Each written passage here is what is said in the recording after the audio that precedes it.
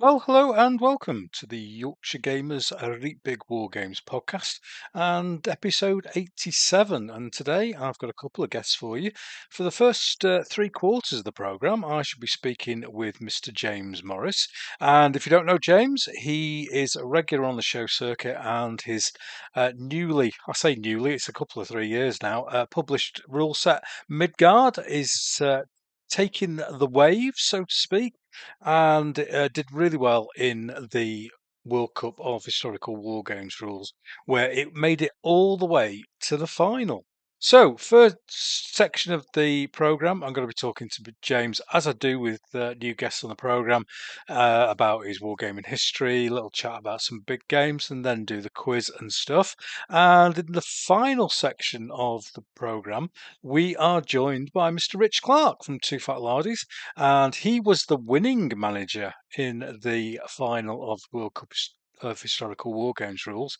And congratulations to Chain of Command for its second win in the World Cup, the first one in 2023 and the new one in 2026. Obviously, showing the popularity of that set of rules and continued popularity, and it had gone through a change of versions into Chain of Command Squared or Chain of Command 2, whichever version you prefer. And lovely to see it is still massively well supported. But the runner-up in the final was Midgard, and with it being a relatively new set of rules, it did amazingly well and beat a lot of well-established rule sets on its way through to the final.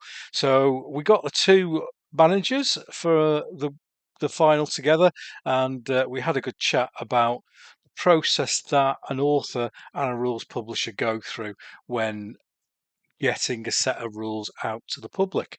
So it's quite a long one, so sit back and get yourself 12 packs of Jaffa cakes, a couple of pints of milk, and a fresh box of Yorkshire tea.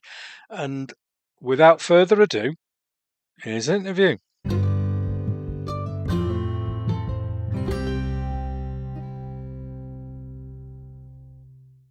Welcome, everyone, to the interview section of episode 87 of the Yorkshire Gamers Elite Big War Games podcast. And my guest today is one of the leading managers from the recent World Cup of Historical War Games rules, and a man who is solely responsible for a 25% increase in the sales of medieval goblets throughout the UK. He's been around the wargaming world for a long time and is a regular contributor to the Wargames magazines. His El Cid and Althurian books for the classic Warhammer Ancient Battles came out in the early noughties, but his latest rule set, out in 2024, has quickly become a major player in the hobby, and more importantly, it's remained popular. But he doesn't just sit at home all day pondering the effects of elven bows on orc armour. He gets on Shanks's pony and gets out to see the public. As well as the traditional wargaming events like Partisan and Joy of Six, he's also been seen in a tent at Sutton Hoo. I've always wanted to say that. I've always wanted to say Sutton Hoo. His rule set, Midgard, not Mudgard, and I'm going to apologise to you now, James, for that. I misspelt it.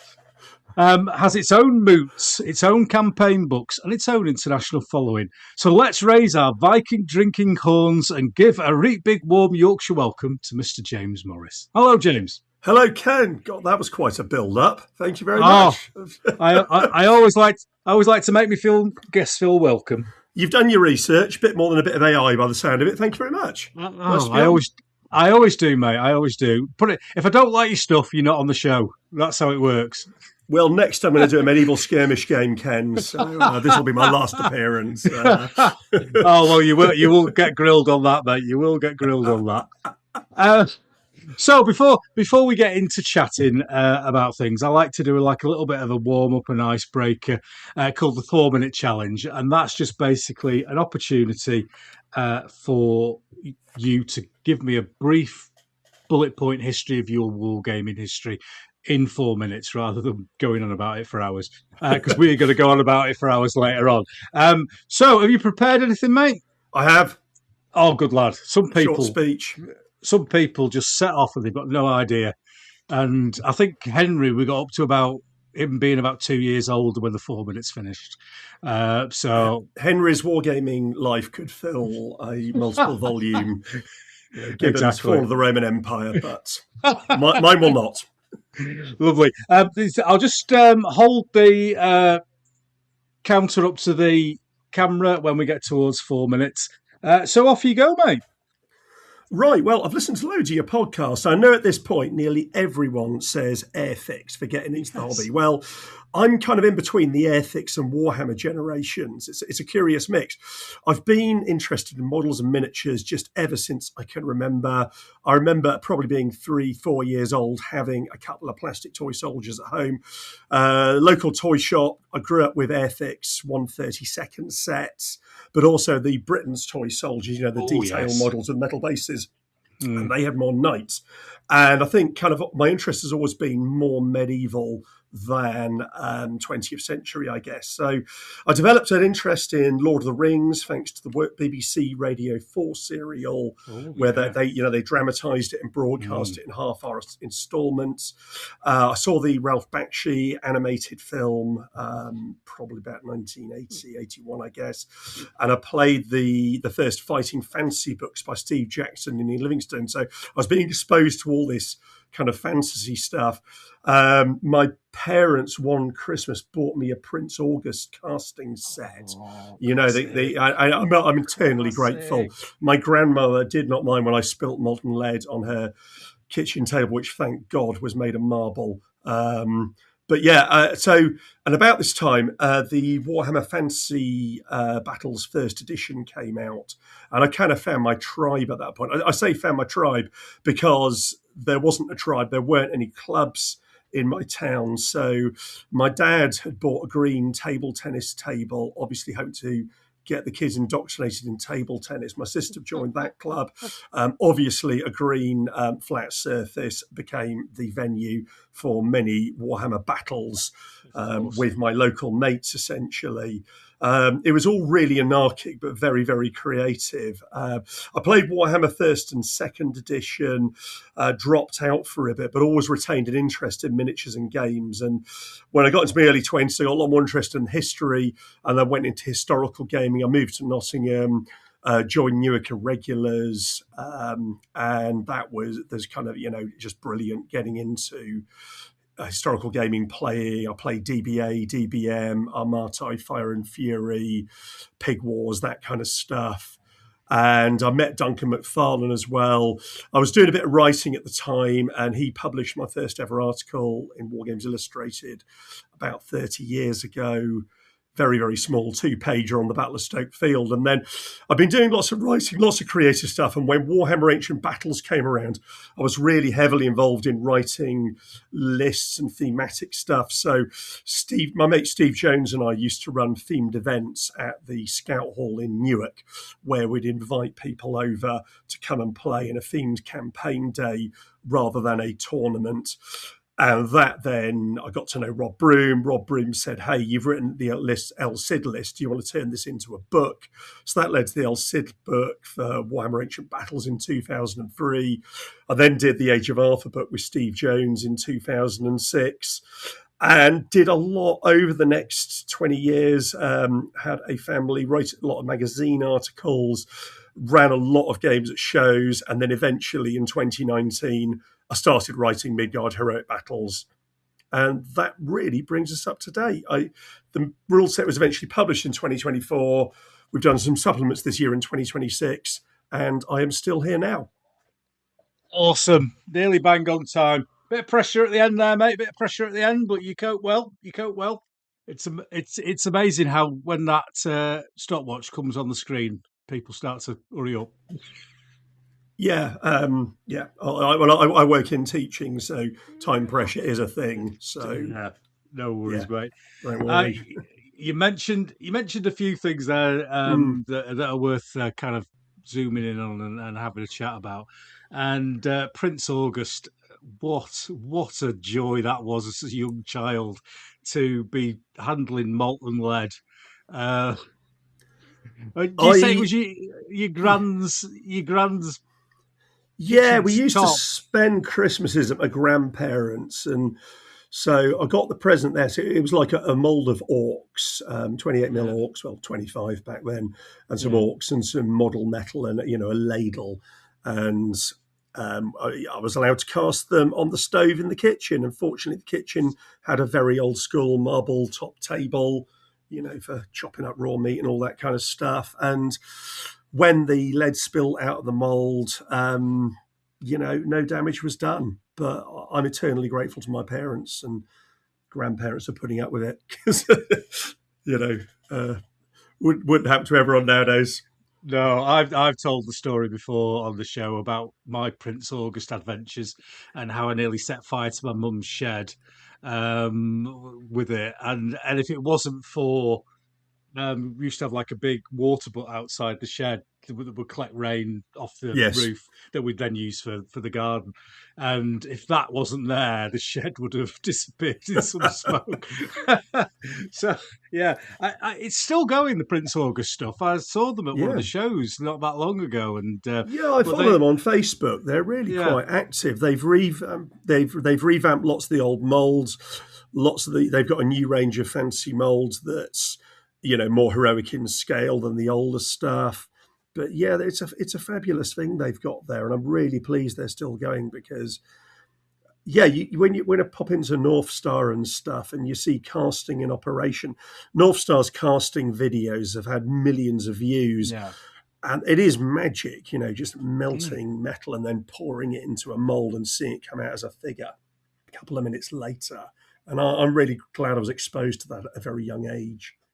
I think it's a fantastic introduction to the hobby as well, to be making your own stuff. It's your own product. You've not bought it or you've not gone online and pressed a button. You've made it, and I think that brings an extra dimension to the process. I Yeah, was thinking, is it like the 3D printing of the 1980s where people can do it in their garage kind of thing and come out of a figure? I don't know. There's a real purity to casting stuff yeah. in metal.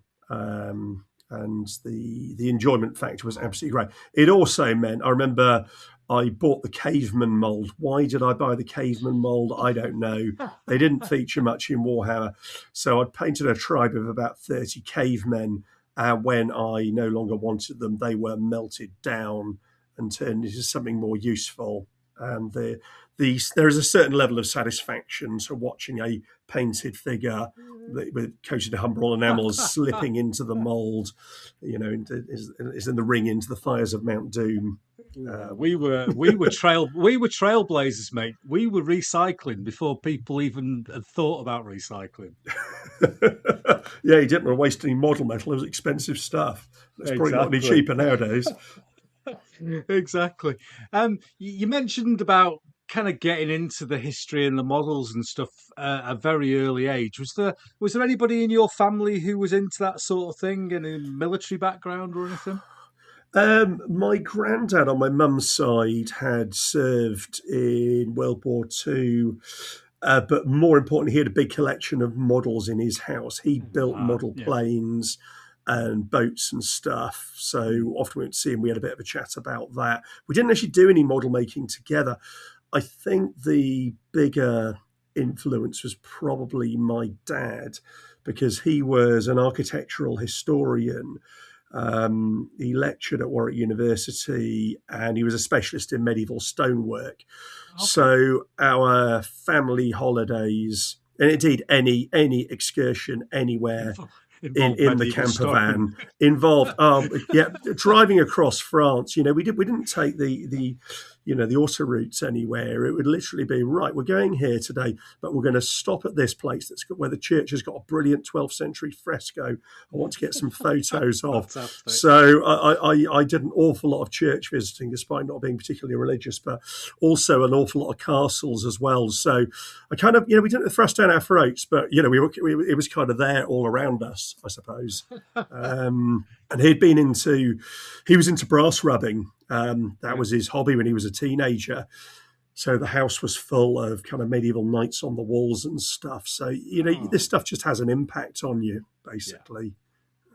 Yeah, Yeah, it definitely, and that then has led on to your there's other areas of history that you're interested in that we'll talk about as well. But you kind of said earlier on and in your introduction that the medieval thing was your bag. There's a general joke in my Wargames group that if it doesn't have a sword and a shield, I'm not interested. So yeah, I think that's it. Once you get into uniforms and guns, for me, the history of warfare begins to lose its romance, even though it's all Yeah, warfare and it's all grim. yeah, exactly. And where do you sit in the comedy Dark Ages, late medieval discussion we have on this program? I'm early medieval. I'm team early medieval. Okay. I understand why people say Dark Ages. Indeed, I used to, but I'm in touch with a lot of friends who are involved in history and archaeology. The term early medieval has been in use for at least 4 decades.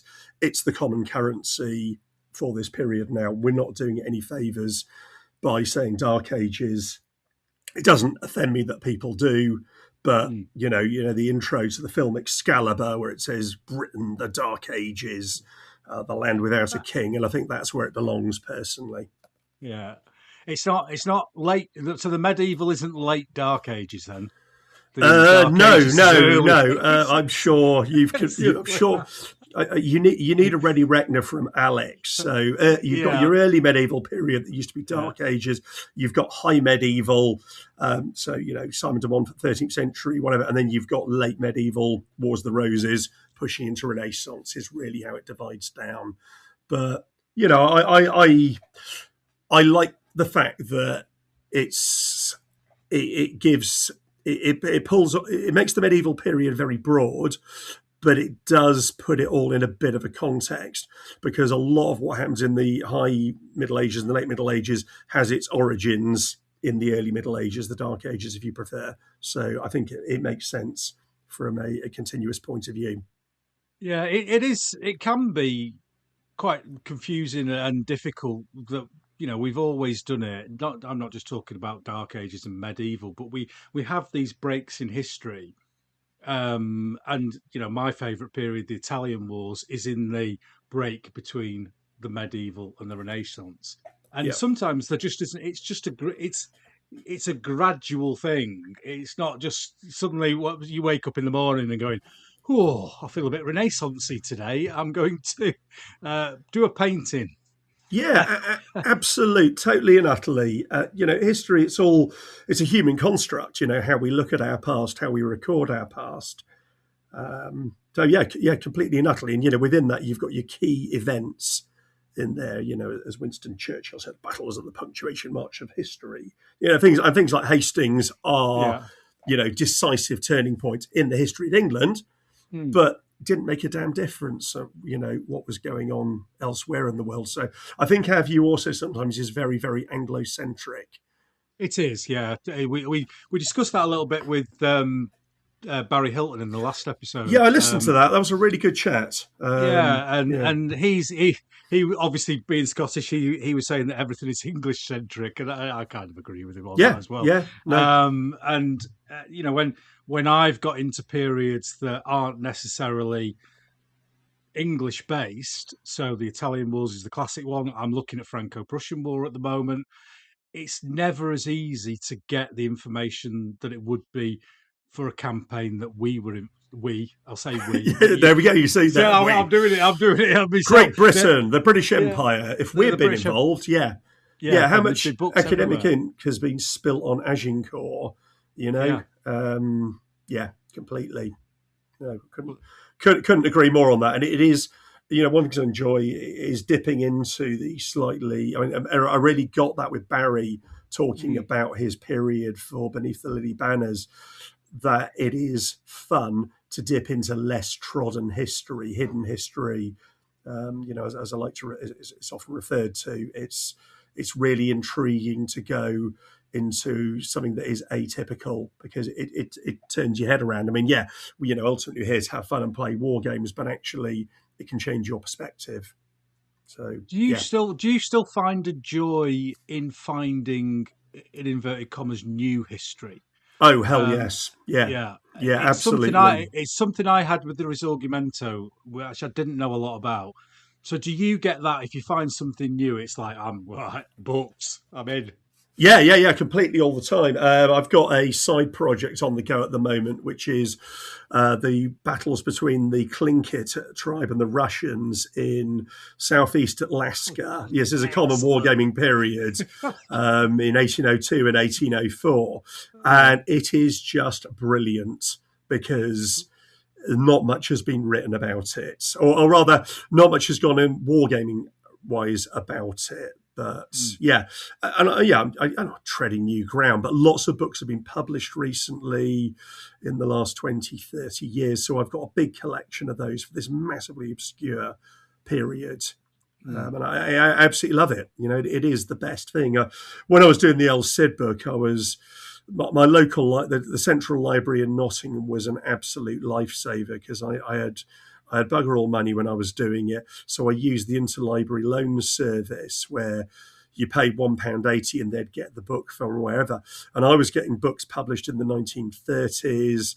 I got stuff from Spain that I was kind of trying to work my way through the dictionary. And best, I don't speak Spanish. I've got a few other languages, but you had a battle maps and maps of kingdoms and stuff in them, and that stuff is brilliant fun. I really, really do enjoy doing that. And some of that went into the Warhammer El Cid book, and it's great fun doing that kind of research if you've got the time to do it or the inclination to do it, and then letting other people have it, because with wargaming it's very easy to go, it's not proper, they're just getting it all out of the Osprey, but they're not doing their own research. But that's a stepping stone, but you often need the stepping stone to get you into it, to get the basics of what you're learning about, and then you yeah, might go off and find something else.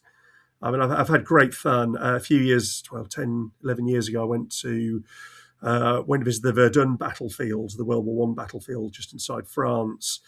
And that was an absolute eye opener. I mean, and I did a lot of reading on the campaign. Again, this isn't really new stuff, but it was new to me. And going there, visiting the forts, seeing the ground, and so forth was a real education. And then kind of try to bring that out to people at the war game shows when we were touring the Fort Vaux yeah, underground battle game during when 2016, the 100-year anniversary of the Battle of Verdun. So yeah, no, absolutely love it. I to be honest, I find you're not going to see me doing Normandy World War II or whatever as my new project. yeah, I just find it a bit well trodden.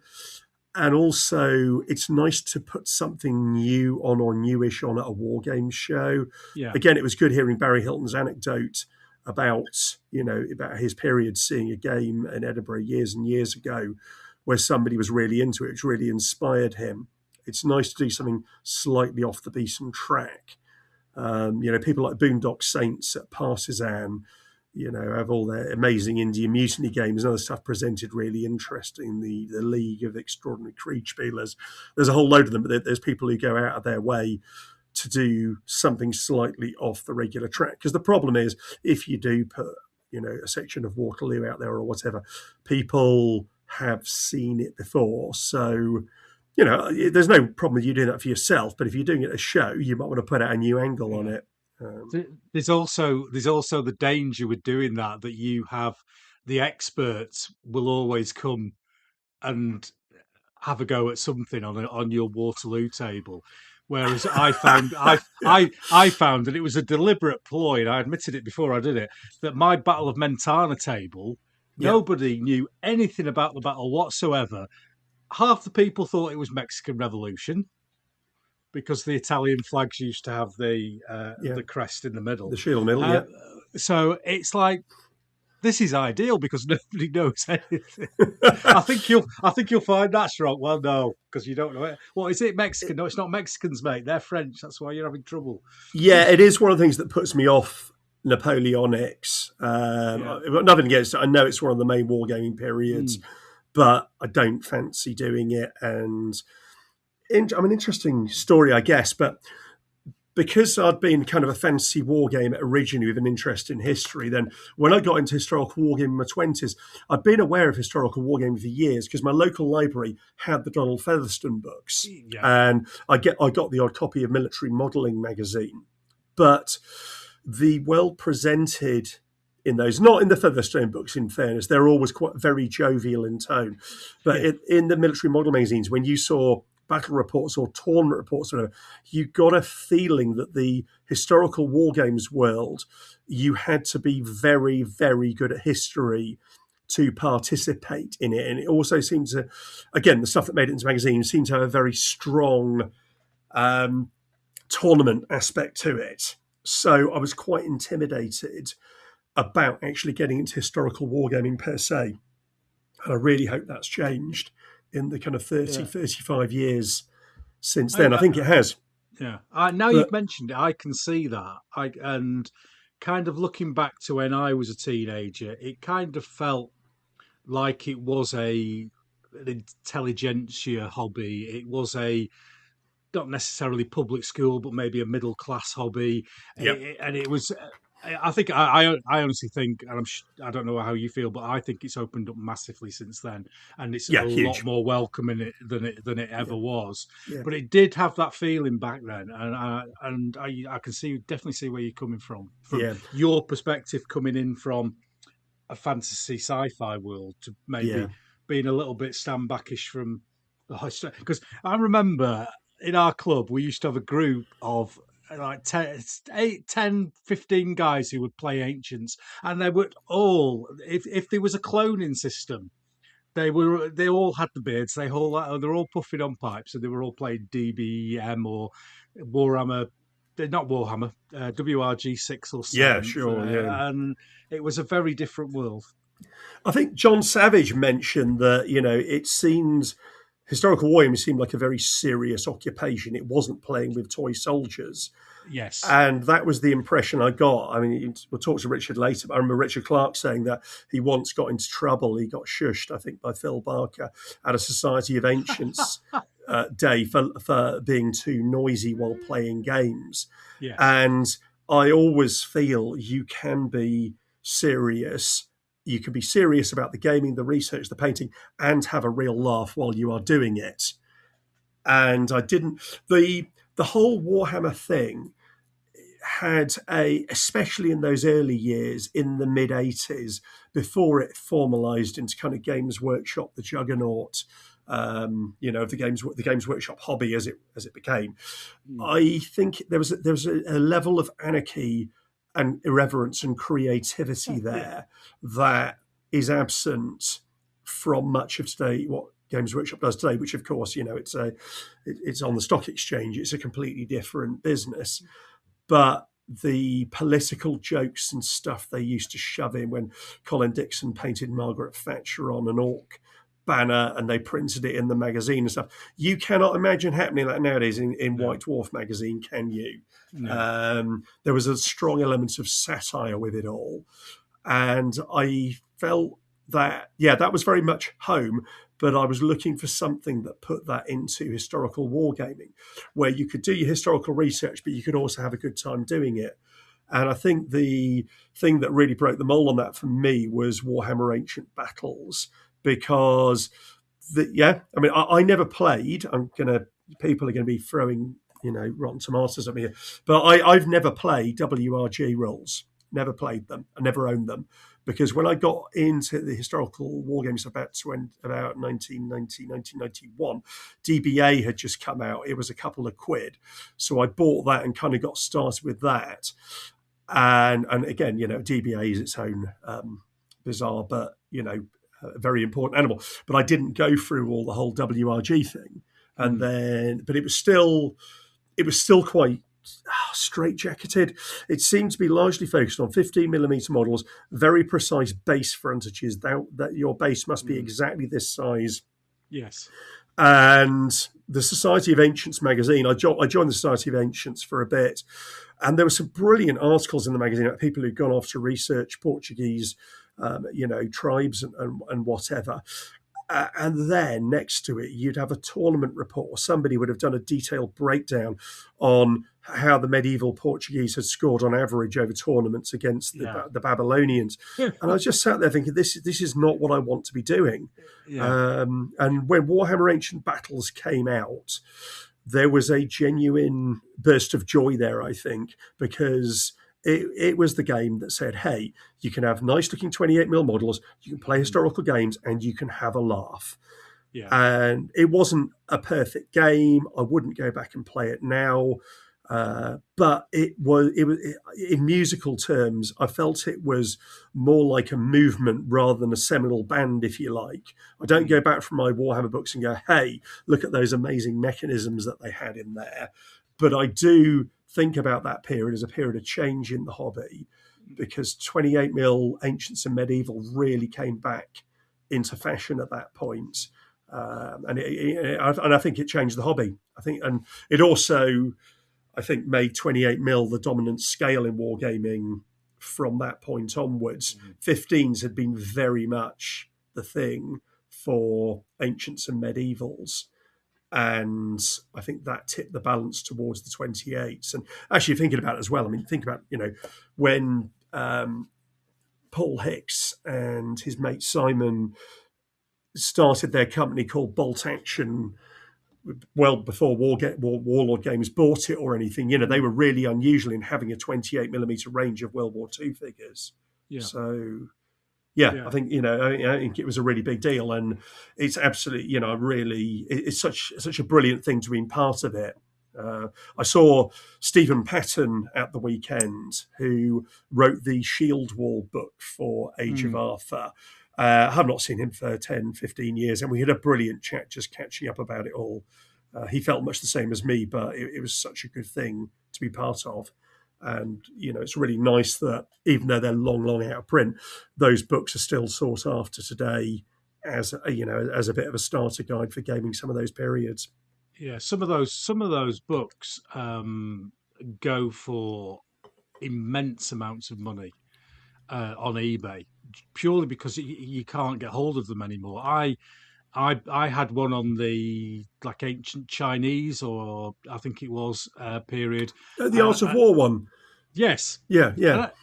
It's like 80 quid or something I sold it for on eBay. Just 80 quid?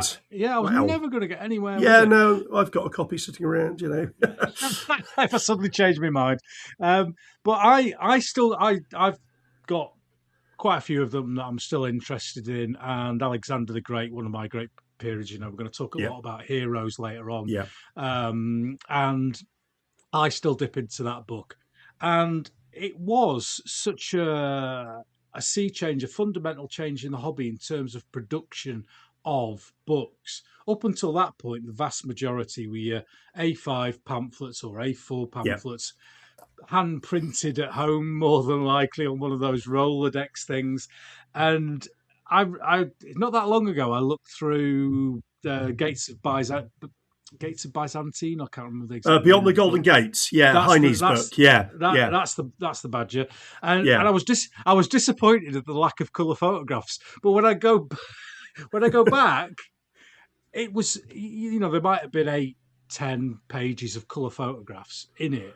But that was 8 to 10 photographs than we ever had before. It was massive increase in standards. The standard was you got 8 pages. When I did Age of Arthur, we negotiated a 16-page colour section. Oh, nice. But it's really hard to get your head around in these days of full colour printing.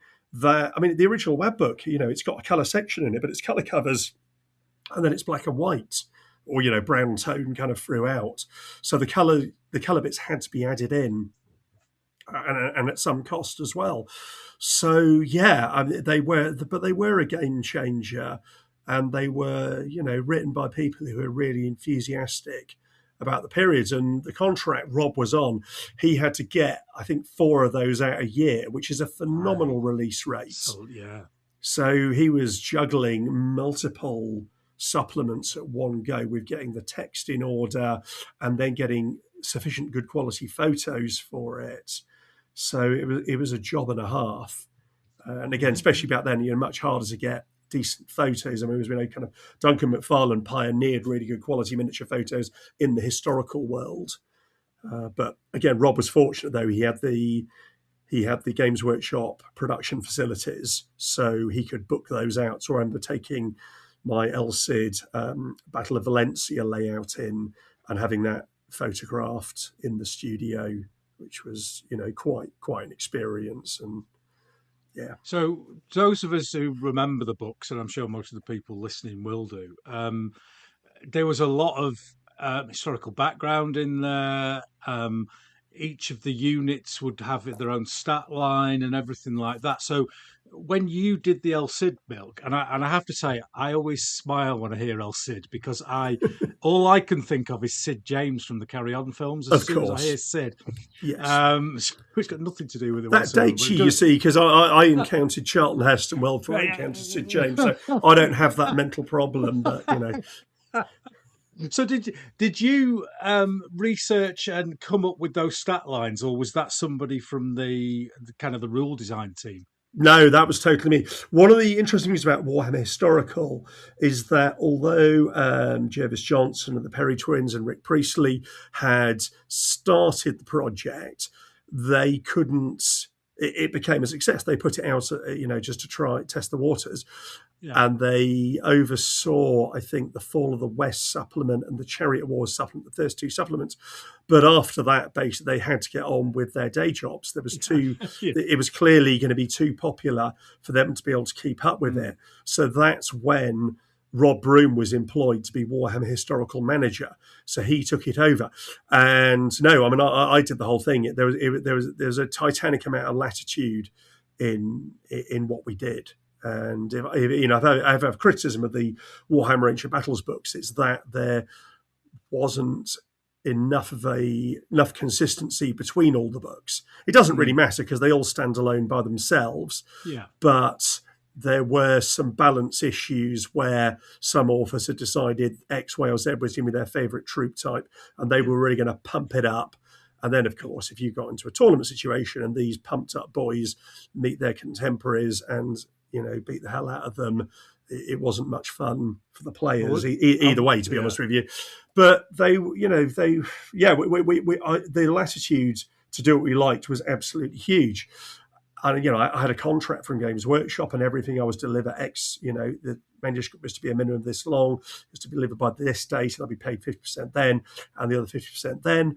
But there was a lot of latitude to do what I saw fit with it. And my gut reaction was like, I said to Robbie, are you sure there's a whole book in this?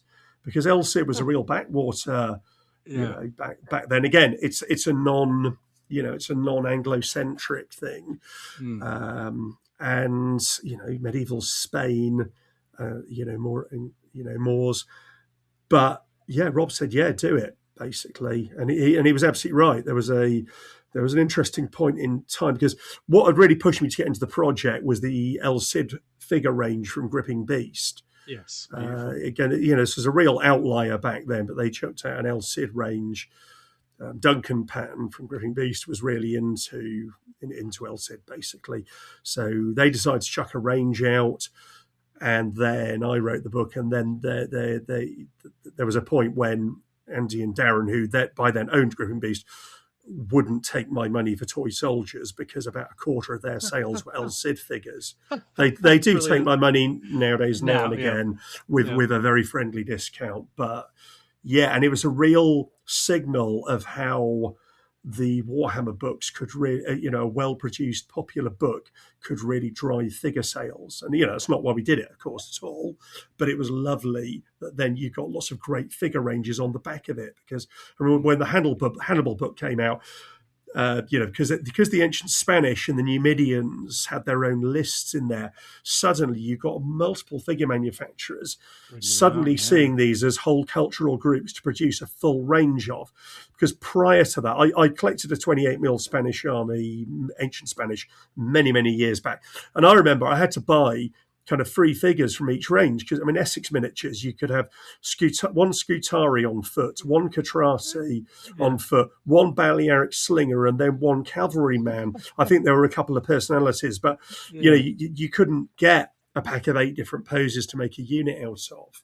So I think it was a massive shot in the arm for the figure manufacturing industry at that point in time as well. It came to an end, obviously, the Warhammer historical, and I do often think about where it would have gone, or had it, well, was it coming to the end of its life cycle anyway? Because the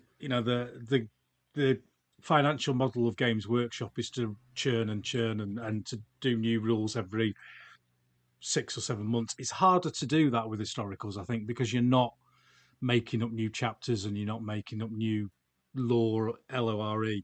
Yeah. So, what are your thoughts now when you look back on it? As a positive thing that could have gone for longer? How do you feel about it? I'm amazed it lived as long as it did, because Games Workshop's business model, once it got through its early years, once Brian Ansell came in charge, then he was all about the vertical sales model.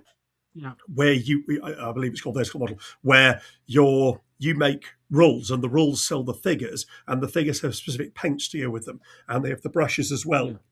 And then you do novels to fill out the background for your fantasy world, and it becomes this self-enclosed space where everything sells something else.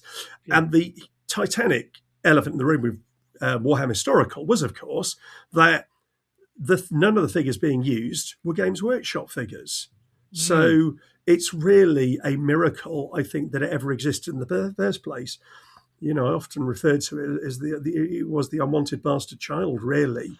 You think about, historical melodramas and whatever, and, it's a child that the master of the house went off and had, who just could not fit within the network of the family and was quietly eliminated in the canals of Venice or something. But it doesn't add up. But that's a sign of how Games Workshop has changed to its kind of current CEO and shareholder-driven model. That back then, Jervis, Rick, Perry twins, they were all at Games Workshop. They all had clout. They were all there. And gradually, over the years that followed, they all left, were made redundant, retired, whatever. Because the Warhammer books were full, even from the word go. The Warhammer Historical Rulebook was full of Foundry models. Now, obviously, Brian Ansell had an interest in Foundry because his dad ran the company, but these books were coming out and they're selling figures that are not part of Games Workshop. So, and we were so lucky in that the events Rob started running, we used Warhammer World, we used the main gaming hall there, and you'd have people wandering in, you'd have Warhammer historical events running with, 6 different games going on, taking 50, 60 people taking over most of the hall, probably more than that. And you'd have people wandering up and you'd have a book published by Games Workshop, but all your figures would be non-workshop figures. Wow. And, it doesn't add up from a business point of view because it's taking people outside the holding course. The minute you go and look at a historical manufacturer's website, you go, how cheap are these figures?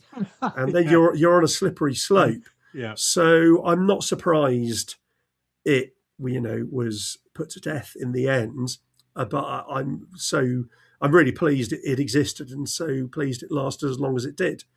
But yeah, and as I understand it, I don't know the ins and outs, but as I understand it, other companies pitched to buy Warhammer Historical when they slew it, and Games Workshop's intention was to stifle it. There were no talk of licensing or anything else. It was, this is gone. Because, of course, it's got the Warhammer name on it, and the Warhammer name is floated on the stock exchange. We've recently, in more recent years, we've seen all the Games Workshop stores change their name to Warhammer. It's, it doesn't make sense licensing that out somewhere else. Yeah, so it was great. It was a great period in the hobby, and it was a big change. And yeah, like you say, there's pluses and minuses about it coming and going. But it was a leap forward, I think, certainly in terms of product quality and book quality.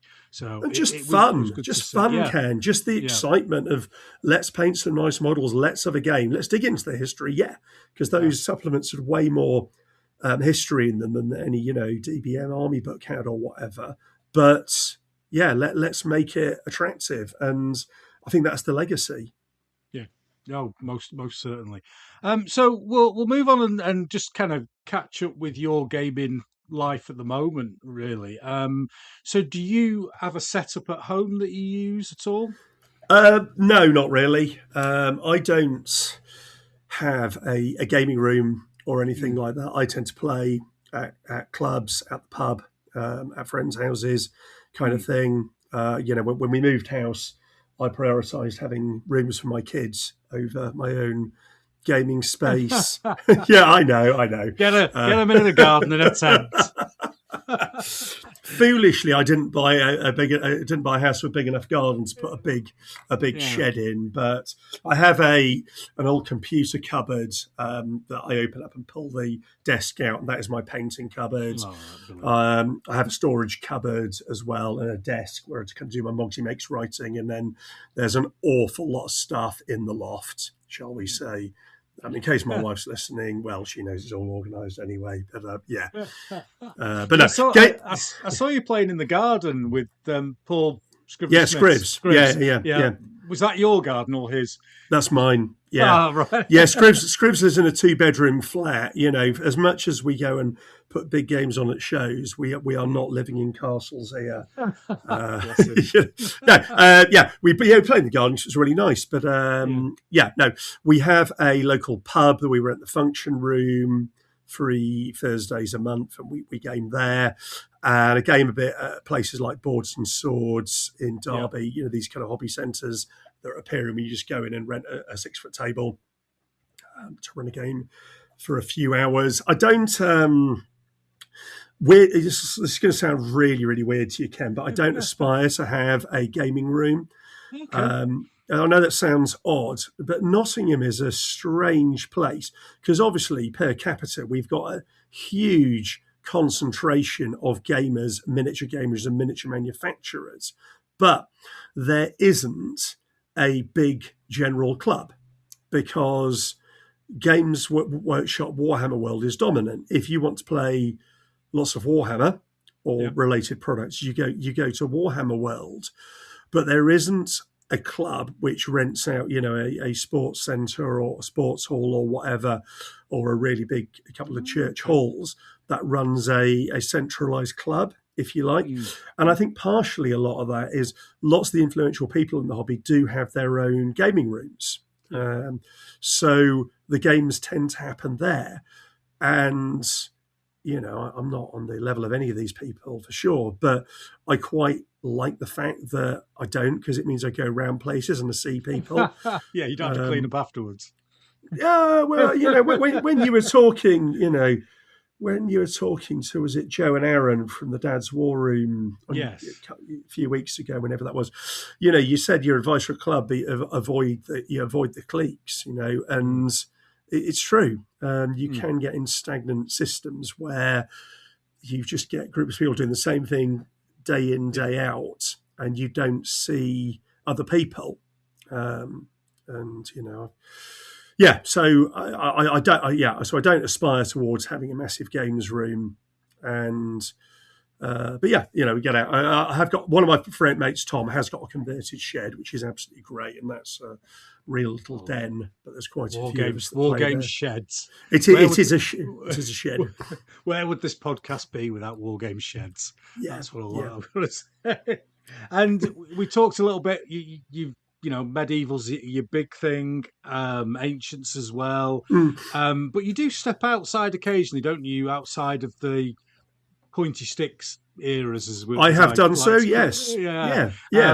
World War One. You did a big thing on that, and I think you were down with Alex Sutherland doing something with Wargames Illustrated. I think it was. Last year is it? Yeah, it is last year. Yeah, 2025 feels like longer. Yeah, no. In 2016, I built kind of the model of the underground model of Fort Vaux, one of the key forts that was captured by the Germans in 1916. And I built a 1:56 scale model of it. I got the original floor plans. I took them down to our local architectural printers and said, I'd worked out the maths and said, right, I want these this big. And yeah, and kind of 20, 30 quid later, I came out with this gigantic roll of paper, and then basically over the course of a winter built the model on my kitchen floor. Work was a bit crap at that point in time, so it was Friday and Saturday nights. It was a good opportunity to sit there in the dark building this World War One fort. Yeah, and I took that out on the show in the shows in 2016 and had a brilliant response. Took it to Crisis in Belgium, which was fantastic. And again, obviously European people are really pleased to see Brits doing something that's not about the Brits. Yeah. I think, Sydney Roundwood's Verdun project had really inspired me in terms of getting into Verdun. And once I got into the books, wow, because, the Anglo-centric view of World War One is kind of Mons, Somme, Passchendaele, 100 Days, isn't it? And whereas, looking at it from other nations' experience is very, very educational. Yeah, so I took that on the road, had a brilliant fun doing that. I wrote my own rules for that, and it was just something a bit different, I did it with 12mm figures as well. I bought a load of the Callistra figures and played it out using square bashing. And again, Alex and I played that last year. I've done did some World War II. A few years before that, I went into East Africa, the 1940-41 campaign. I built a mountain and did the Battle of Karen. Oh, I remember that. Yes. Yeah. We knew Scribbs' great find during that period. He found a folding step at home base or whatever, so we could use that to access the top layer of the mountain where the Italians were. That was a bit of a mental project, but it was really, really good fun. And again, you're just doing something totally different. I think that wargamers are some of the most innovative thinkers around, because it would take a wargamer to walk into B&Q and see a set of folding steps and go, you know what that can be? Exactly so. Yeah, that's yeah. And prior to that, I'd kind of got going on the guns and uniforms track. I did the Italian invasion of Ethiopia in 1935-36. Which was brilliant fun. That spawned a whole load of articles on the back of that. Yeah, so I dig into things, but not necessarily the obvious things you'd expect. I played quite a bit of Spanish Civil War with Nick Eyre as well, and Scribbs prior to that. So that's a very, very interesting period. It's quite complicated as well.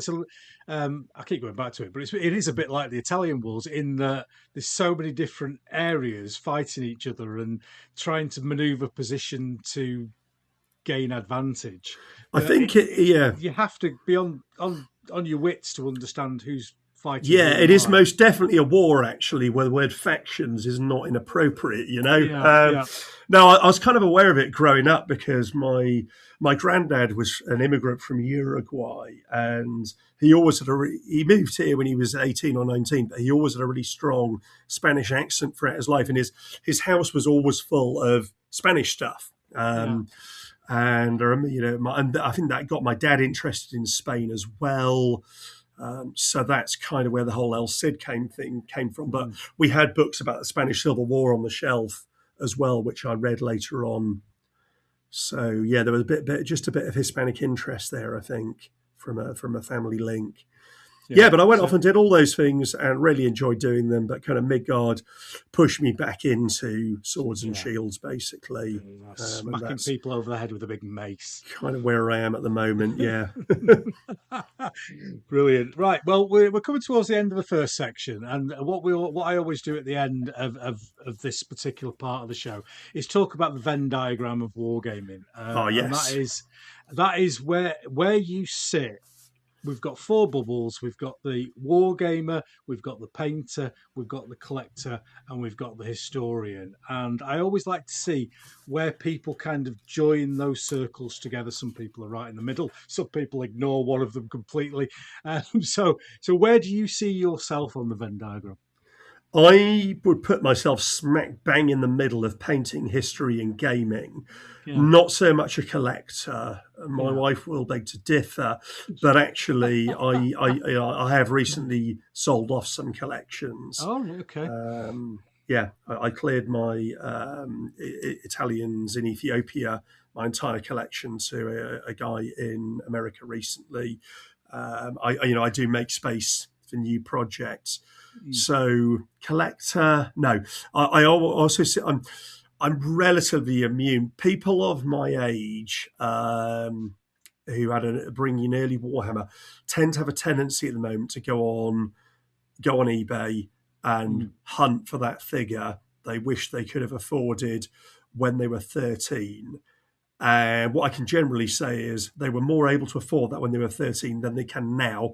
But of course, they've got a disposable income. And I don't feel that level of nostalgia. I did recently collect a Grom's Goblin Guard regiment from 1984, just because they were my favourite figures when I was a kid.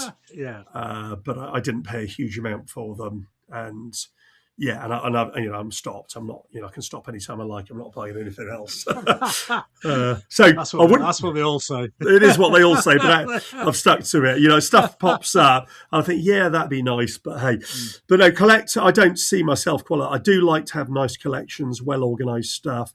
But again, even like you, I do loads of shows, and I do lots of Lardy Games days, things like that, and being organised is part of the game. Yeah. It's less stress if you've got all your bits in order before you go there. But yeah, so collector, not really. I wouldn't say painting, history, gaming. Yeah, all three, and it really depends which week you catch me on, which one I'm into. So during the World Cup, I painted virtually not at all, but I was doing loads of written work for Midgard at that point. Lots of proofreading and sorting out with Richard about the de Montfort campaign I'd written. There's a lot of stuff to organise. So, and my son was dead keen to watch all the World Cup, so I did that with him. But other months of the year, when I'm on the run up to a big game, it'll be all about the painting, or like it was on the run up to the Verdun game, it was all about the history. So it varies. I think certainly I game a lot more than I did when I was a kid, and I'm trying to keep up with that, because really, seeing people is really important. I do like going away and spending some time in a cupboard getting something made or built or whatever, but then it's really, really nice to go out and see your mates and See put it in someone a and show it to them. Yeah, game. definitely. What's that? What have you built? Yeah. Do you, we've got these three kind of more prevalent parts of the Venn diagram. When it comes to something new or a project, is it one of those that always sparks the other two, or do you find yourself finding inspiration from all sorts of places? Inspiration tends to be the history, to be Yeah. honest with you. I had I had loads of stuff on Simon de Montfort going back about 10, 15 years, but I collected it and hadn't really gone for it. And then when Wargames Atlantic released the Plastic Barons War range, and then Scrivs painted 500 figures in 5 minutes or whatever it was. Well, it was about 8 months. It took about 8 months to paint 500 figures, basically. But that kind of kicked it off. But it starts with the history. I've got to be interested in it to do it. The Ethiopia thing I wouldn't have gone for if I hadn't. I did a teaching exchange to Ethiopia, so I went and taught in a school there for 2 weeks in 2008, and that just totally kicked it all off for me, because I like to know quite a lot about the culture and social history of places I'm gaming. That might make me unusual. I don't know. I know there's just people who can just pick the figures up, look at the stat line and go, let's go. I can't do that. I need to have an idea about who these people are and why they're here and what the war's about and stuff. So it tends to start with history. Do you think that's important, James, to know that? It is for me. Yeah. Sometimes I see people getting into a period that maybe, I'm not going into any politics here or whatever, but that might be a little bit iffy, and they don't really know the history behind it and respect for what kind of happened. It's something that the whole hobby is about, isn't it? We're all taking part in war and playing it as a game. And Yeah. but I think it's important if you're doing that you know and you understand the history and, like you say, the culture and the reasons behind these things.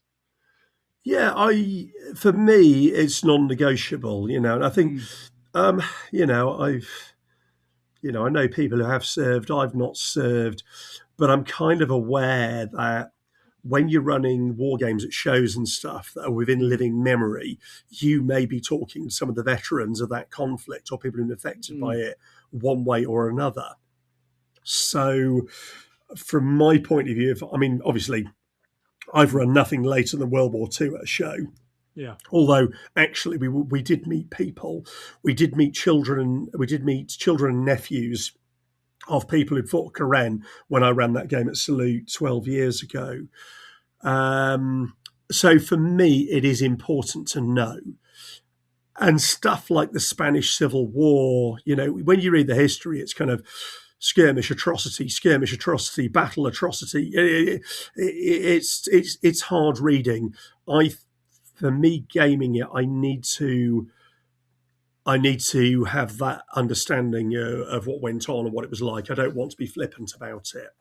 Yeah, I think it's very if that important. makes sense. Yeah, no, I think it's really important. I think it's something that we should cover.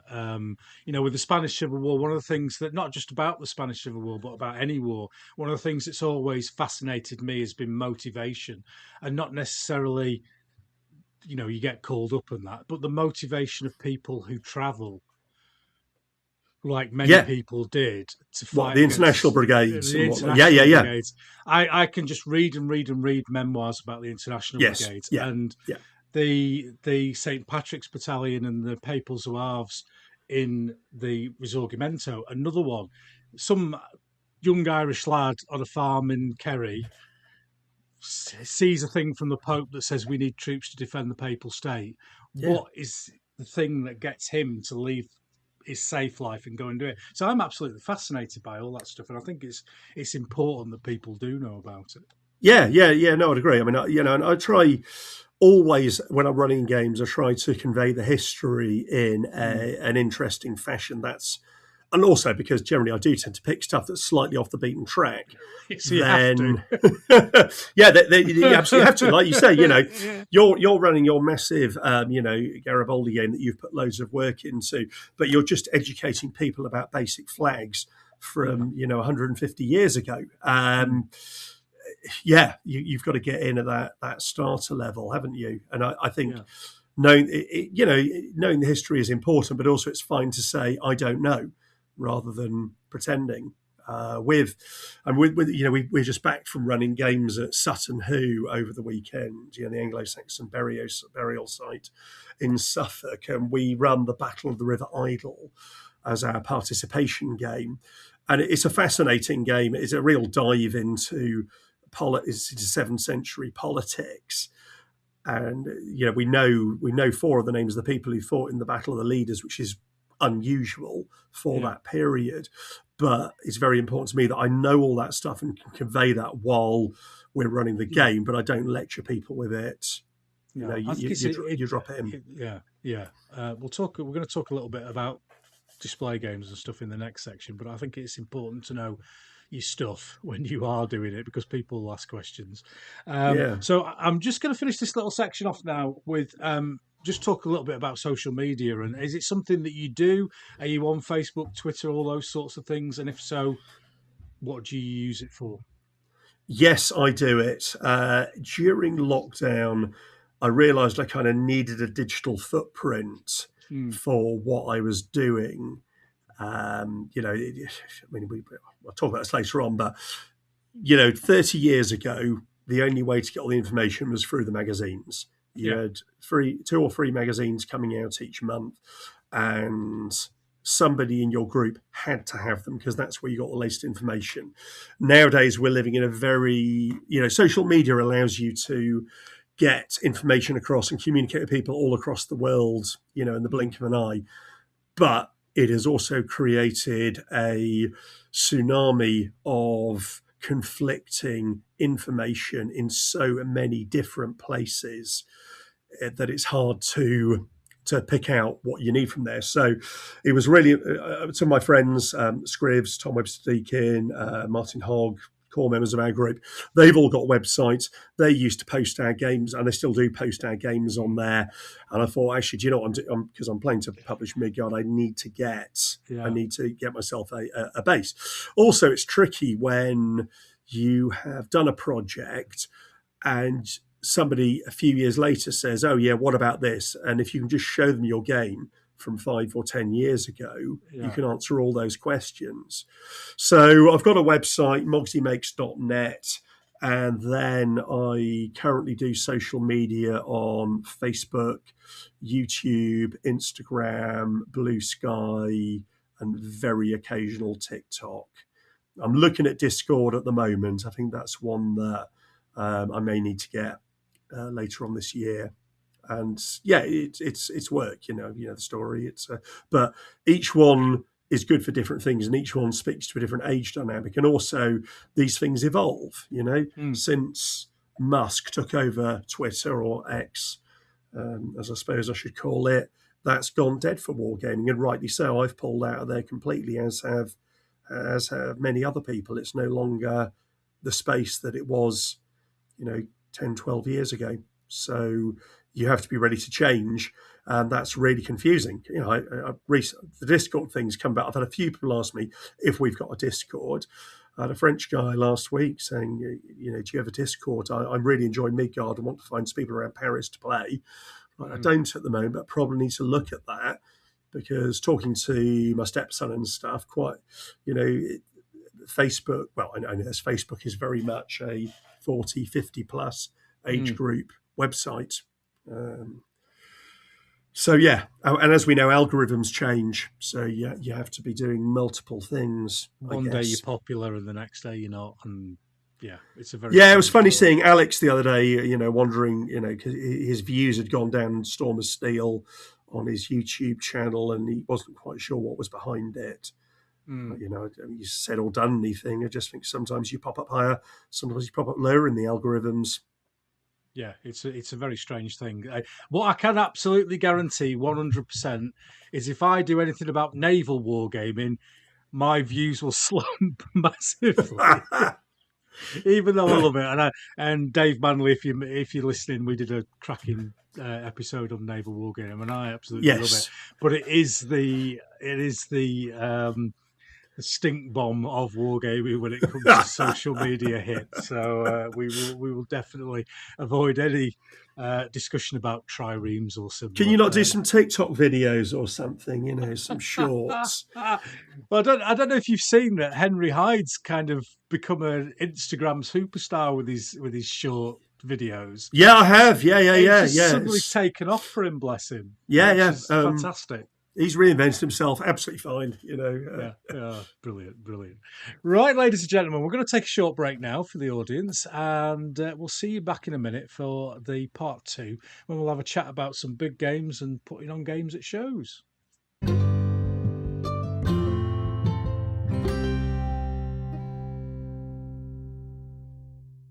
Well, welcome back, everyone. A little short break there for the audience, and part 2, we kind of chuck all the stuff in that doesn't fit anywhere else and call it the big game section.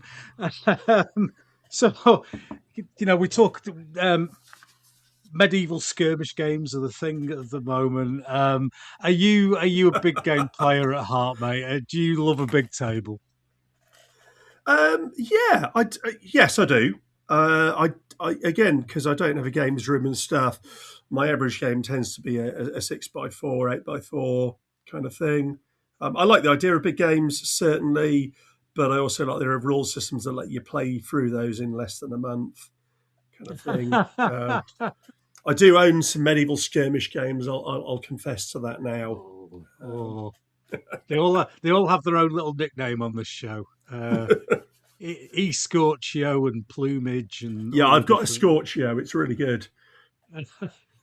There must be I mean, you've written a set of rules, and is there a danger in having a title that is incomprehensible to the majority of the world? Yes, is the straight answer. Yeah, if you dropped out of A-level French, then A Corsair is not for you, is it? Yeah. Yeah, no, totally and utterly. Yeah, totally agree. Weirdly, I've got something else in the pipeline at the moment. It's not a medieval skirmish set. I'll just say that now. That was a joke at the start. For that. But the original name has been fun for play testing, but it requires too much subject knowledge to be generally accessible to the public. So yes is the straight answer. It's an awkward balance between picking something that is period specific or has the right ethos for what you're trying to get through in your game, a thematic name, versus something that is incomprehensible or, as you say, hard to pronounce. Some of the stuff that Tony Pollard does, and he goes to Waterloo with a group of veterans, and they do archaeological digs, and it's called Dig Waterloo. Yeah. Now that is perfect. Yes. What are you going to do? We're going to go to Waterloo and we're going to dig. Yeah. They've not called it, Esperanto, whatever. They've called it Dig Waterloo. I'm a simple man, James. I'm a simple man. I like this. I like it. It's a problem, of course, if somebody has used it before, but they haven't. Yes. So, you're good there, aren't you? Yeah. I mean, do you know Des Darkin? No, I do not. Not personally. I know of him.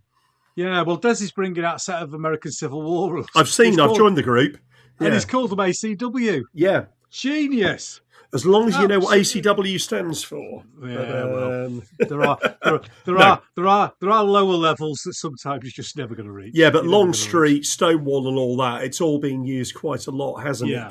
Gettysburg, I'm sure, has been the name of the game. No, absolutely, ACW, big letters. It's got you can see ACW figures in the pictures. You kind of know what it's about. Yeah, no, it's a balancing act, isn't it? Yeah. Well, that's what I kind of wanted to talk to you about in this section. Really, is kind of putting on games as a method of spreading the hobby and spreading the joy and the love, and it's also promoting your own stuff. Yeah, and the locations at which you do that, because we mentioned earlier on Sutton Hoo. Indeed. So how did you get involved in that? Something that isn't obvious. Well, I mean, to us it might be obvious, but it's not a regular, that's probably a better word, wargaming show. I've always been interested in kind of I try to visit a fair few English Heritage National Trust places.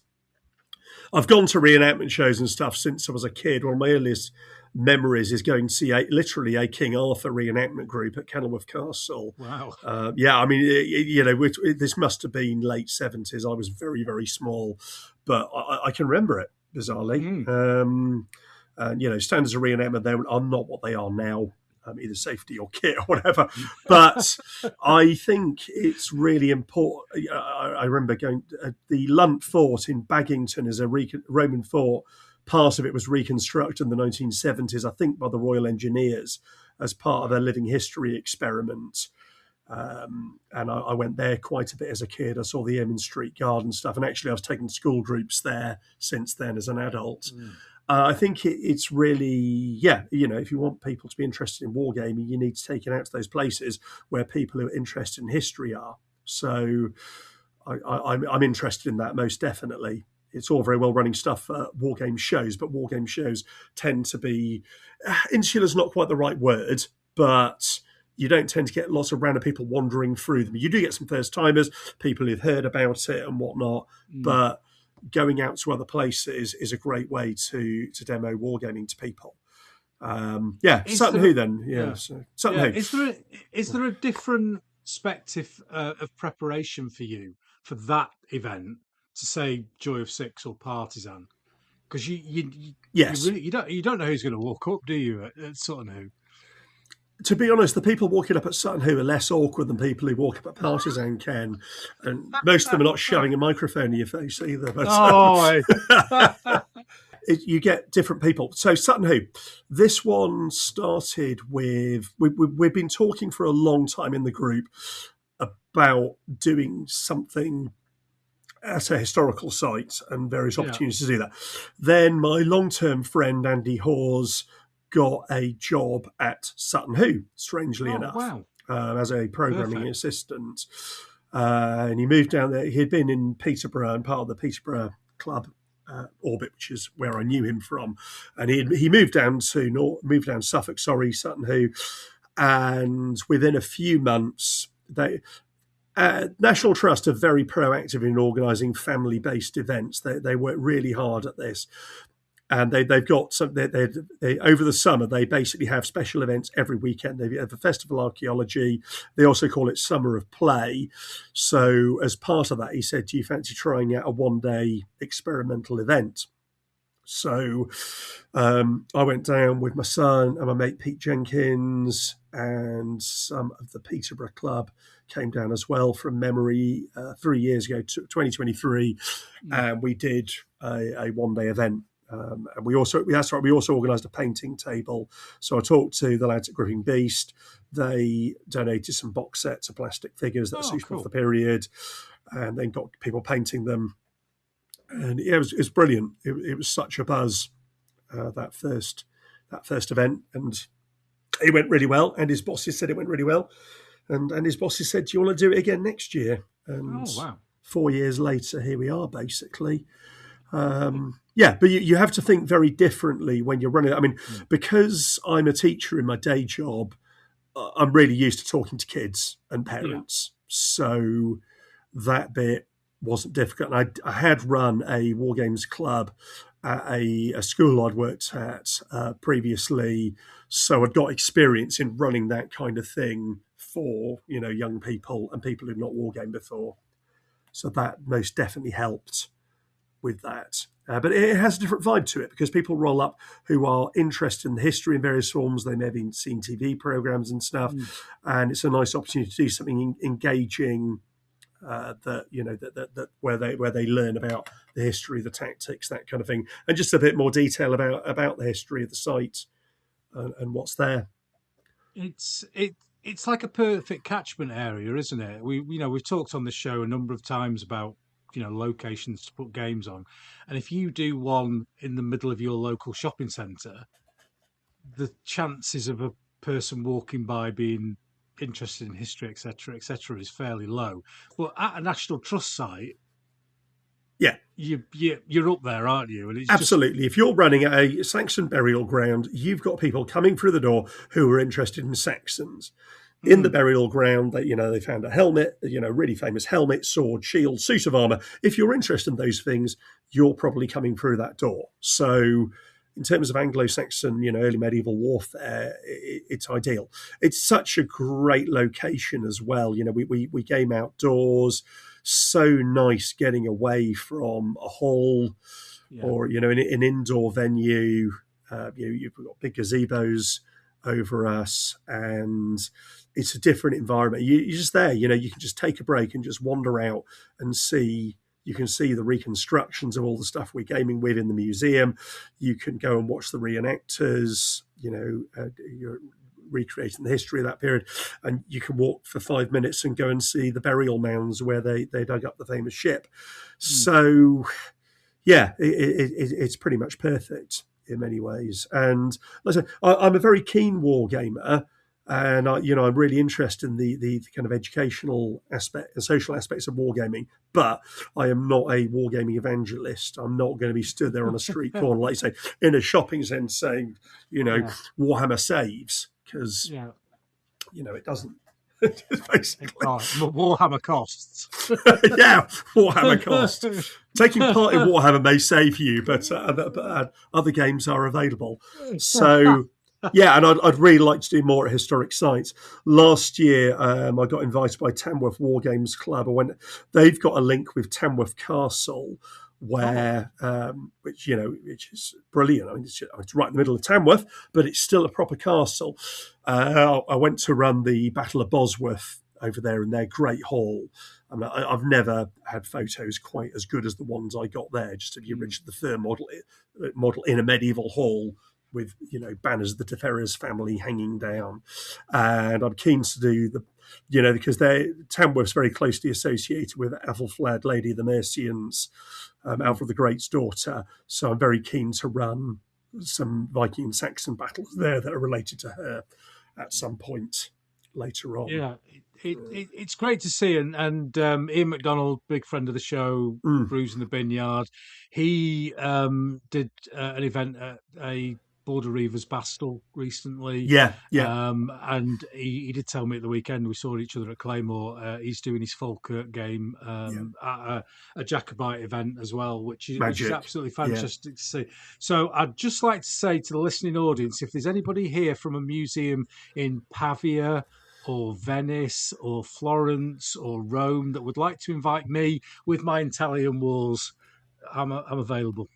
Yeah, that's good. And it would be handy if they owned an airline as well, wouldn't it, Ken? Yes, just to ship out all the stuff or out. Just a private jet would do it. But I'm very interested in this kind of stuff, though. In November this year, we've got Winchester Shield Wall coming up, which is an event being run by Professor Ryan Lavelle from the University of Winchester.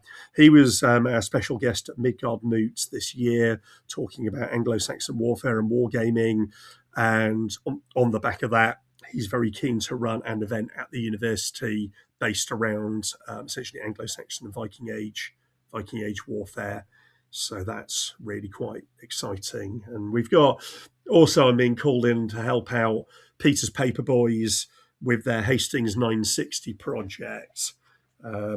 You've probably seen this, but in a nutshell, they're in October this year, they're going to refight the Battle of Hastings with one miniature for everybody who was in the real battle. So it's kind of about 16,000 figures on the table.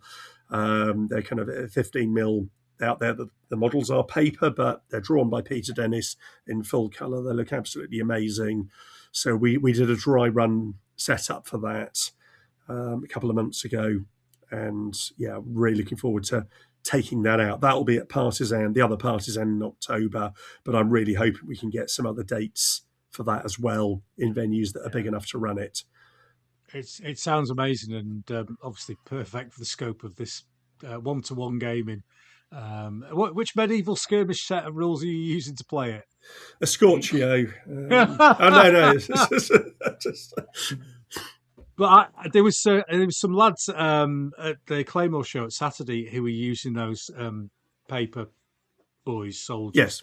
And they are remarkably well painted, and sometimes you look at them from an angle and you think they're actual miniatures because you just get the angle right.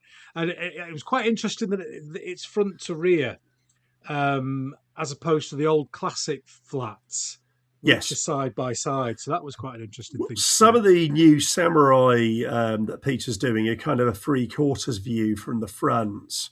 Right. So he's angled them slightly sideways. He plays around with it all the time. He's got a formula, but he never stops innovating what he does with them. They've really opened my eyes, to be honest with you. One of the guys at our club, Pete Jenkins, he has really gone for it with the Paperboy stuff, and he's made loads of paper scenery, and we've used it in games, and you don't notice.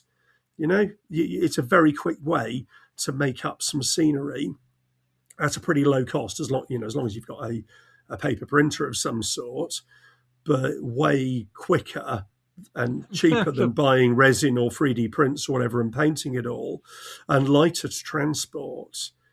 There's a lot of practicality about it.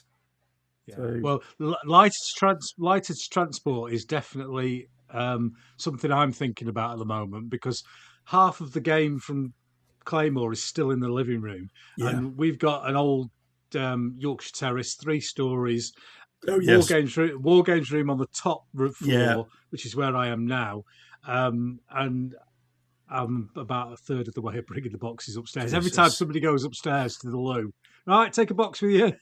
My heaviest collection is the El Cid collection, because it's got so many metal cavalry. There are. The Baron's War collection we've got, Scrivs has got, which I'm I take custody of when we're doing shows, it's almost entirely plastic, and moving it around is just that much easier. Yeah. So the paper stuff is impressive. I mean, the armies, which 7,000-8,000 figures each.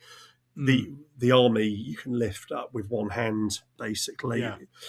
Peter's built a very cunning little box to put each army in with slots for all the figures, so they don't get damaged, but they weigh next to nothing. The big limit with those, though, might be outdoor wargaming, because they might take off. Because one thing about gaming at Sutton Hoo, you need a different mindset for doing a war game with the public, but it's my son's job every year to gaffer tape down every piece of scenery on the table, because Sutton Hoo is raised up above the river valley, and you tend to get kind of winds coming upwards that will get your table taken off if you're not careful. So that probably is a limitation of paper figures. Yeah, exactly. So we're going to talk about Midgard shortly, but I just want to bring in the Midgard moots during this section, because that's we're talking about events and displays and stuff. Did you, if I remember rightly, did you have like talks involved as well as the gaming? Yeah, we did this. We've just done Midgard Moot 2. We did a historical talk after the gaming. So it was a Lardy Games Day format, whereby we had 7 hosted games downstairs with 4 players on each game. You had an expert host running the game. You booked in for which ones you wanted to play. We allocated those, and then you basically played one in the morning, one in the afternoon. Upstairs, we had a themed campaign running. So we ran the Alfred the Great campaign from the Chronicles of Midgard book. So we had, I think, 7 or 8 players aside. So I think, it was 8. It was 8. We had 8 players playing Saxons, 8 playing Vikings, and then that was a slightly higher paced game. We ran 3 games during the day to play the campaign to a conclusion, as it were. And then afterwards we relocated to a curry house a mile down the road, which has a nice big function room. And Ryan delivered a 20-minute talk, or a 30-minute talk on Anglo-Saxon wargaming while we were downing our pints and getting ready for some sustenance. So, my experience of event running kind of goes back to the WAB days when Steve Jones and I would run annual events at Newark Irregulars at the Scout Hut opposite Duncan McFarlane's old house. You knew it was Duncan's house because there was a window over the door, and you could see several shelves of buildings above it. Anyway, it's just older friends of Duncan McFarlane will remember that most certainly. Anyway, there was a scout hall across the road where we could do 8 or 10 6x4 tables, and we'd organise the event. Steve and I would write an army list. We'd write a booklet. I mean, they were like the WAB books, basically. We'd write a little booklet with what the event was about, what the history was in brief, who the main characters were, and then here's the list you can pick your armies from. And basically people would create their own list for the event. We'd organise them into groups if necessary. But the focus was very much on having a themed gaming day rather than a tournament. I got nothing against tournaments really. It's just not what I want to do with my gaming. I think enjoyment is the big thing. A lot of people say, "Oh, why don't you do skirmish gaming?" I don't enjoy it. So I do what I do what I do, and the podcast is about things I'm interested in. And I invite people on the show who I'm interested in talking to. You're not at work here. It's not like someone's going to say to you, "Hey Ken, I need you to go to skirmish gaming every Friday for the next 2 weeks." It's not needed. I've had people approach me and say, "Oh, I'd like to come on the podcast and talk about this," and I just say, "Well, I'm really sorry, but I'm just not interested in that." It's not. I would, like we did in the first section. We just kind of went off everywhere about editing. That's how the show is. How it'll always be. So I'm going to draw a line under that quick little chat there. 20 minutes or so is normally our thing for part 2. And we're going to move on now for the features section and the Ooh. world famous quiz.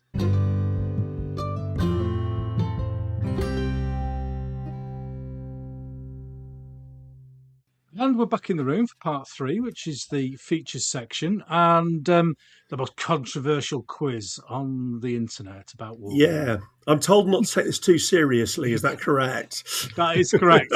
And you will notice an absolutely honking regional bias in some of the questions. But really? You surprised me, Ken. I really don't care. So this is for those of you with a nervous disposition out there, this is a How Yorkshire Gamer quiz. How Yorkshire Gamer you are, not how good a war gamer you are. It's all about how Yorkshire Gamer you are. Okay. So, as always, there's 20 questions, James. They're kind of yes or no, or one or the other. But by all means, we can stop and have a chat about any of the questions as we go along. So, question 1, go big or go home? Go big. Go big, good lad. Good start, good start. Contrast paints, are they great or are they a gimmick?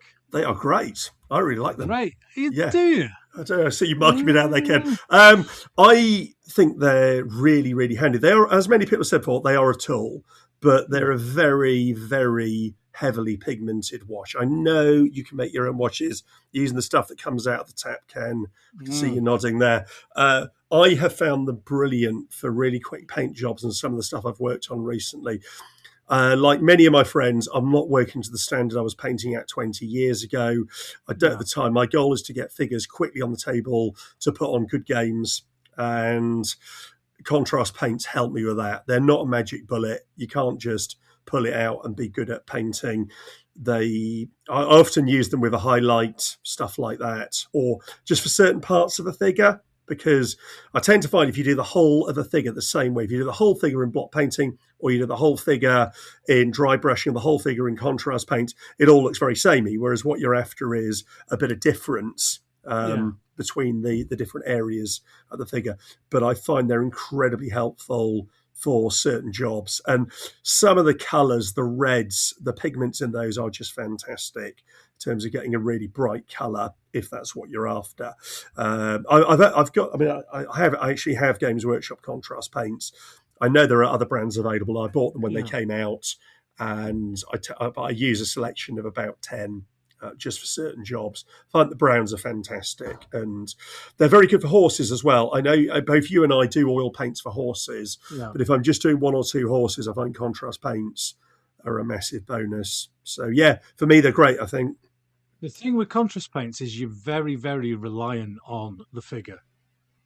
Oh, totally, yes. Because the contrast sits in the recesses of the figure. Yes. And if you're painting a, no disrespect, but a 1970s minifigs figure, and you put contrast paints. I don't know what these are, Ken. I've never seen one. It's just gonna literally run down the flat side of the figure and sit round the feet. They're very much geared for today's kind of high detail models. Fur. I really like painting wolves with contrast paint. They're great for that. Where you've got flat areas, they don't work. So I guess I find them a really useful tool. But because I've been painting my entire life, I kind of look at it and go, right, this will work well on here and it won't work well on here. So I'll do this a different way, I suppose. But they're not magic, but I think they're pretty good. And a good way to get started. Doesn't matter what you say, you still haven't got a point. Yeah, it's fine. So, paintbrushes, are you going all posh and expensive, Winsor & Newton, or are you going Yorkshire Made Pro Art? Well, this is the absolute truth here. I've never owned a Winsor & Newton brush, and I was actually painting some orcs yesterday with a Pro Art brush. Yay! So there you go. You can tell your mate at Pro Art you actually made sales for him, because I've got a very particular brand of synthetic brush that I like to use, which I used to love going to art shops to buy them, and I've tried other brushes. They just don't work. I tried an expensive Sable once. It was just like, what's this supposed to do? So I've got this favourite brand, and I have to order them from Jackson's Art in London. And anyway, but they also sell Pro Art brushes. So I thought, do you know what? That man up north is always banging on about them. I might get some while I'm here. I've got some and they're good. They're handy, I saw the owner at the weekend. Yeah. He's typical Yorkshire man. He never gives me anything. Well, you can tell him because of your show, he sold 3 paintbrushes in his last order from Jackson. Brilliant. So please pass it on. Will do. Question 4. 96 figures. Is that an army or a unit of pipe? This is not a loaded question at all, is it, Ken? I'm going to throw a third answer in for this year. This is after half a point. This is a force, okay? Yeah. This is a force that you can play a war game with. Obviously, if you're a massive scale gamer who paints loads of figures, it's a unit, no question. However, the vast majority of war gamers will refer to this as an army. It isn't an army, but for people, your average person playing down the club on a 6x4, that's enough figures to call an army. There's the 7th century laws of Eno from Wessex, I think, where he laid down that I think more than 20 men was an army. Wow. So by his standards, that is an army. No, he was laying down law codes, and I think essentially what he was saying is if you come in with more than 20 people, we're going to consider that as a threat. It obviously allowed him. So he'd have called that an army. So I think for the vast majority of armies, it's a gamer. I would call it a force. But again, in wargaming terminology, and again, it's about making the hobby approachable.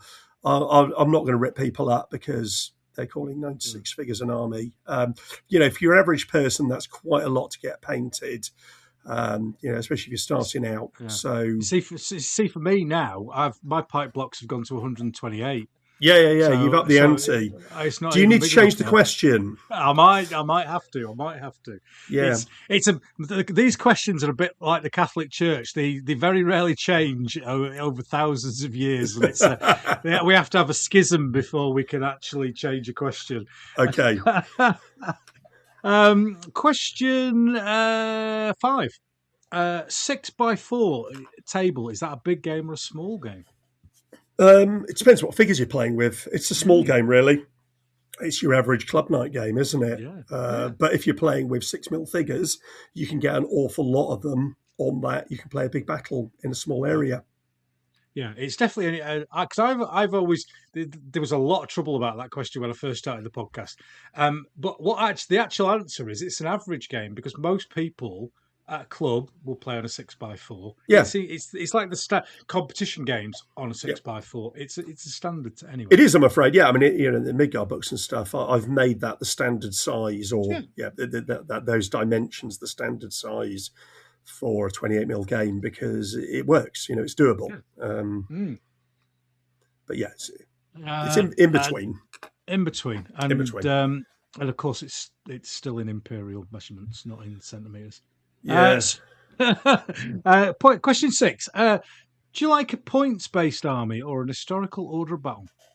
I would like just to have historical orders of battle, but especially with the periods that I'm interested in, you need to have that backed up with something, which is where points come in. I don't think points are the work of the devil, but they have become in the way that the gamers talk about them in a meta sense. The obsession with points. How many points was this? How many points was that? You can lose. We're here to have fun, paint models and learn about history. And if you are losing all 3 of those things because you're too obsessed with the points, you're doing something wrong. As you'll know, Midgard has got a points system behind it. I'd have loved to have done it differently, but there wasn't another way to do it, if that makes sense. There wasn't something that would work overall. There's so many variables within that. Pillage. That's plumage. Sorry. Pillage has a point system. They call it gold, which is kind of funny because the main currency in that period was silver. But it's just points, isn't it? Basically, the problem points are really useful to help you balance. I do lots of I've written quite a few asymmetrical scenarios recently. There's some in Midgard, some in the supplements, and whatnot. But I do use points to help me write those because they help to give you a balanced force. Also, many, the early medieval period and stuff, we have next to nothing on force compositions. So you can't put your hand on heart and say, here's my historical force composition. So you need something to work off. And it doesn't mean you sit there going, should Duke William spend more points on lances or crossbows for his army? Because that's just plain wrong, because that's not what he would have thought. But there is an element where, as a historical scenario writer, you can find that useful to help you balance things. It's a language to underpin what you do. Chain of Command has a point system underneath it, the calculator, but it's not. It's brilliantly well done because it's hidden. The only points you spend are support points because you get your platoon. There's your platoon. You don't mess around deciding how many men you put in each section. You're going to get. You're going to get 10 men, including, a lance corporal and a Bren gun. But then you do pick some support points to help balance the scenario. But no, I think they're a necessary evil, but in the world of tournaments and competitive play, they just take on a life beyond what they should have. And if they're detracting from you, they help me to write historical or loosely balanced scenarios that are fun for everybody to play. But if they are detracting from that experience, you're going too far, basically. Excellent. Question 7. When you're mixing your paint, do you use a bit of a wet palette or an old bit of MDF?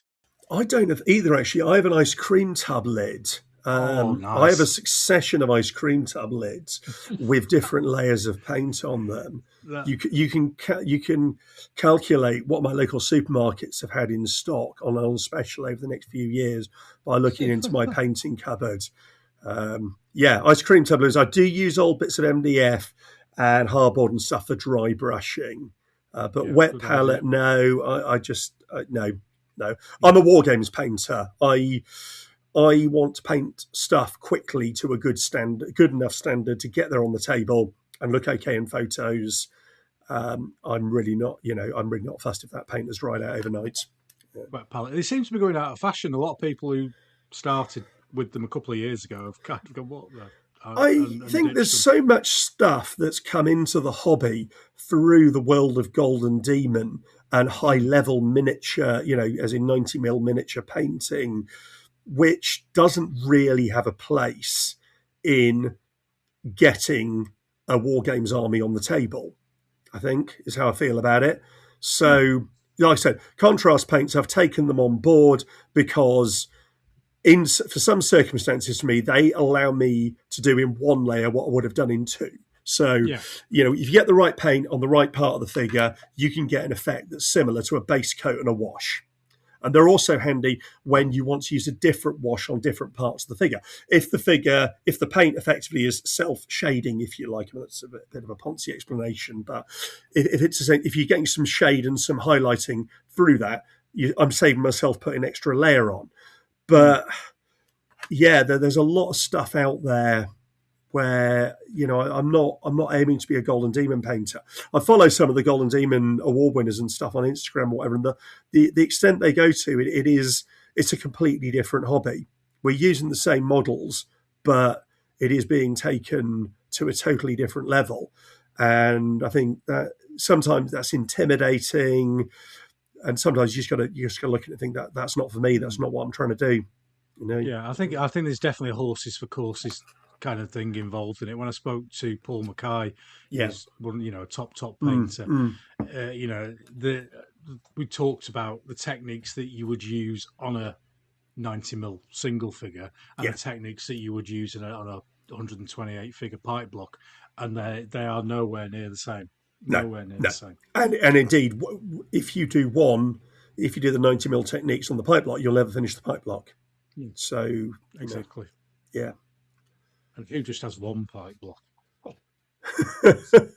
Right. So, undercoating figures. Do you use black or white? Black most commonly at the moment. I do use white a bit if I'm doing contrast paints. I also kind of use brown, beige, grey. With horses, with the oil, I'll spray them all. I'll get a colour can of the brown or grey or whatever spray I want them, and I'll spray them in that colour before doing the oils on top of that for the shading. Yeah. In fact, this time round, when I did my last batch of painted horses, I bought a load of artist graphic paints, not to suddenly start tagging the local boots chemists or anything like that, but to use as an undercoat to get different shades of brown, and it's worked really well because normally I use an airbrush. Yeah, and airbrushes are quite fiddly in changing colours. Yeah, you want a lot of variation with your horses. So yeah, I'm quite impressed with that technique. I shall use it again. Yeah, mostly black, but depends on the job. When I did my World War I French, I sprayed them all blue. I'm always looking for the fastest way to get something done. Another previous guest, Fraser von Ketteringham from the YouTube, when he does Italian Wars gendarmes, he sprays them silver. Yeah, and uses that as a base coat because it's the I did a painting video about that last year. And also the quality, the shine you can get off a metallic chrome spray paint nowadays is better than what you can get out of a bottle. So yeah. Bit of chrome. Question 9. Slight regional bias. Would you prefer a cup of Yorkshire tea or a dirty mucky coffee? Well, I don't drink either. I know it's bad, isn't it? I thought I just don't like hot drinks. If I'm drinking hot squash, my wife knows I'm feeling really ill. But my wife is a tea drinker, so we'll go with my son's a tea drinker as well, so we'll go with tea there. Good, excellent, well done. If we were in some kind of post-apocalyptic scenario where, I was in a shelter with a silver blanket and I was offered a cup of Yorkshire tea, I'd drink it, no question. Yeah, excellent. That's what we like. Tea at the end of the world. So, question 10. Wargames units, if it's historically accurate, do you like them tightly packed or socially distanced? Oh, tightly packed, no question whatsoever. Again, because medievals and ancients... it's the right look for the period. I know there's been a little bit of quiet criticism of Wargames Warlord Games, American War of Independence, 15 mils epic scale stuff because they're shoulder to shoulder, which is totally appropriate for the Punic Wars stuff. But not necessarily for that. But yeah, packing them in, it works so much better. I've done a lot of stuff with 10 mil and 6 mil recently, and it's lovely just basing the whole unit in one on a block. I mean, in the past, I used to base stuff with Warhammer. I used to go for kind of individual or multi-basing on a magnetic base to stick onto a movement tray. But increasingly, I like going for closely packed units. I literally based 4 units of orcs yesterday, and there's no social distancing there. They're all smelling each other's armpits big time. And who wants to smell an orc's armpit? So, question 11. Would you prefer a 2-hour club game or a weekend monster game? Controversial here, but 2-hour club is my regular, so I'd probably go for that. I tend to find monster games can bog down in terms of activity. So my preference, like I said, for stuff like Midgard, Moot, whatever, is to run 3 smaller games over the day so that if you're getting an absolute kicking, you can draw a line under it after a couple of hours play and then go and get a second kicking, but at least in a different scenario of a clean sheet. And then realise it's you as a gamer who's getting the kicking and not the scenario. I couldn't possibly say. Oh dear! Right, controversial question here. Interested to see because were you originally from down south before you came up? My parents are Southerners, so we're Southerners. Yeah, avocado. So I was born in Canada. Are they just mushy peas? I was born in Canada. There were no mucky peas or avocado out there. Yeah. Then we moved to the Midlands, but my parents are we're both Southerners. I've never felt the need to eat an avocado for anything. No, thank you. If you offer me sausage and hash browns or avocado toast, team sausage all the way. Yeah, I'm sorry, Nick Skinner, but He's a bit Is of he an an avocado toast fan? Oh, he's a huge fan of avocado. Okay, We've not fallen out over it, but he's wrong. Generally, he tries to bug me about what's the difference between a goblin and an orc. So I'll have to talk avocados when I see him at the weekends. Something to do with breeding, isn't it? Goblins and orcs? I can't remember. Oh, it's a long story. It's on the Toofatlardies podcast if you want to know. I'm not going to recite my answer here. Question 13. Round dice. Are they allowed or banned on your table? Absolutely banned. No way. I had one when I was a teenager. You know, when they came in, like, look at this round dice. It's like, it doesn't lie flat. And Wargames tables, it's so hard not throwing cocked dice. Anyway, I use dice trays nowadays, but round dice, no. No, definitely no. Also, the noise is wrong. They don't. They've got a ball bearing in the middle, but it's not the right noise. So no. Yeah. Question 14. Wargames measurements. Do you like Glorious Imperial or French money? That is a really interesting one because, as you probably know, Midgard kind of works in French money. And I had to defeat Richard Clarke in a sumo battle to get him to go with it. No, if I'm just playing the tape measure, I want to play in inches. An inch is a nice round measurement for gaming. Moving stuff individually in centimetres is just a bit too fiddly. You know, centimetres, I know it's not the case in Yorkshire, but it's the common currency of measuring stuff in most of the world. Well, apart from the US, obviously. But they're great for measuring small stuff. You know, we all measure our bases in millimetres. Nobody orders quarter-inch bases and stuff from Warbases. I don't think. I think when Tony was still going at ERM, where I used to get my bases from original, you could order in Imperial. Sure, absolutely. And in America, it's very standard. But no, if I'm playing individually, because wargaming is an inexact art, so a centimetre's a bit small. Yeah, exactly. Question 15. Always interested in when I bring this one up with rule writers is do you like a good table and a set of rules, or do you like the dice to do the work? I like a game mechanism that allows you to play the game without having to refer back to the rule book too often. Right, yeah. That's my goal as a games designer, I guess. So tables have their place. Do you ever play I Ain't Been Shot, Mum, from Toofatlardies? I haven't played it. I have seen it, though. That's the game that really got me on the radar with Emma. It's a very, very clever game. On the back page of the rulebook, there is a fire table. It's kind of old school Kriegspiel type fire table where you've got ranges, weapons, then you've got, is it a poor shot, an okay shot, or a good shot? Yep. And actually, I found that is one of the best tables I use because the whole game runs off it, basically. It's very intuitive. And because it's on the back of the rule book, it's right there, essentially. I don't like looking stuff up. I'm not, I'm very much in the bracket. I think your rules need to feel right, but they don't need to have the angle of, the angle of penetration cross-referenced with the kinetic speed of the rounds at that moment in time.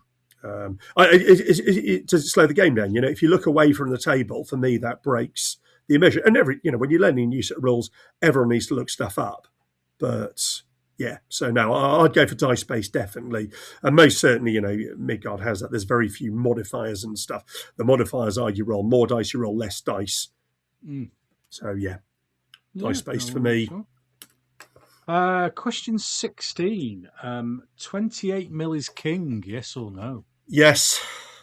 Yes, straight. Well, I've got all kinds of scales in my collection, but for the joy of painting the figures and putting them on the table, you can't beat it, really. Yeah, for my money. Especially now with the advent of plastics, it's made 28 mil more accessible and more affordable and portable. Because those metal cavalry. Yeah, definitely. When I kind of started, I did a lot of 15mm because it was Yeah. a price thing. I just couldn't afford 28mm metals. Yeah, I started in 6mm actually when I was getting to historical war games. I discovered a regular miniature 6mm and just bought armies from there because it was very affordable. Did you ever have one of their battles in a box? No, I didn't. No, Oh yeah, I because did order some of the cast sceneries. There was just stuff in their catalogue when you thought, this is 28p. I haven't got a clue what it is. I'm going to order it and find out. I got some ships to them. I got some woods. Where there's a whole wood cast in metal. You've got a wood base and then trees that plug into it. Just madness, but it was such a fun, creative, anarchic company. Yes, it was. It was amazing.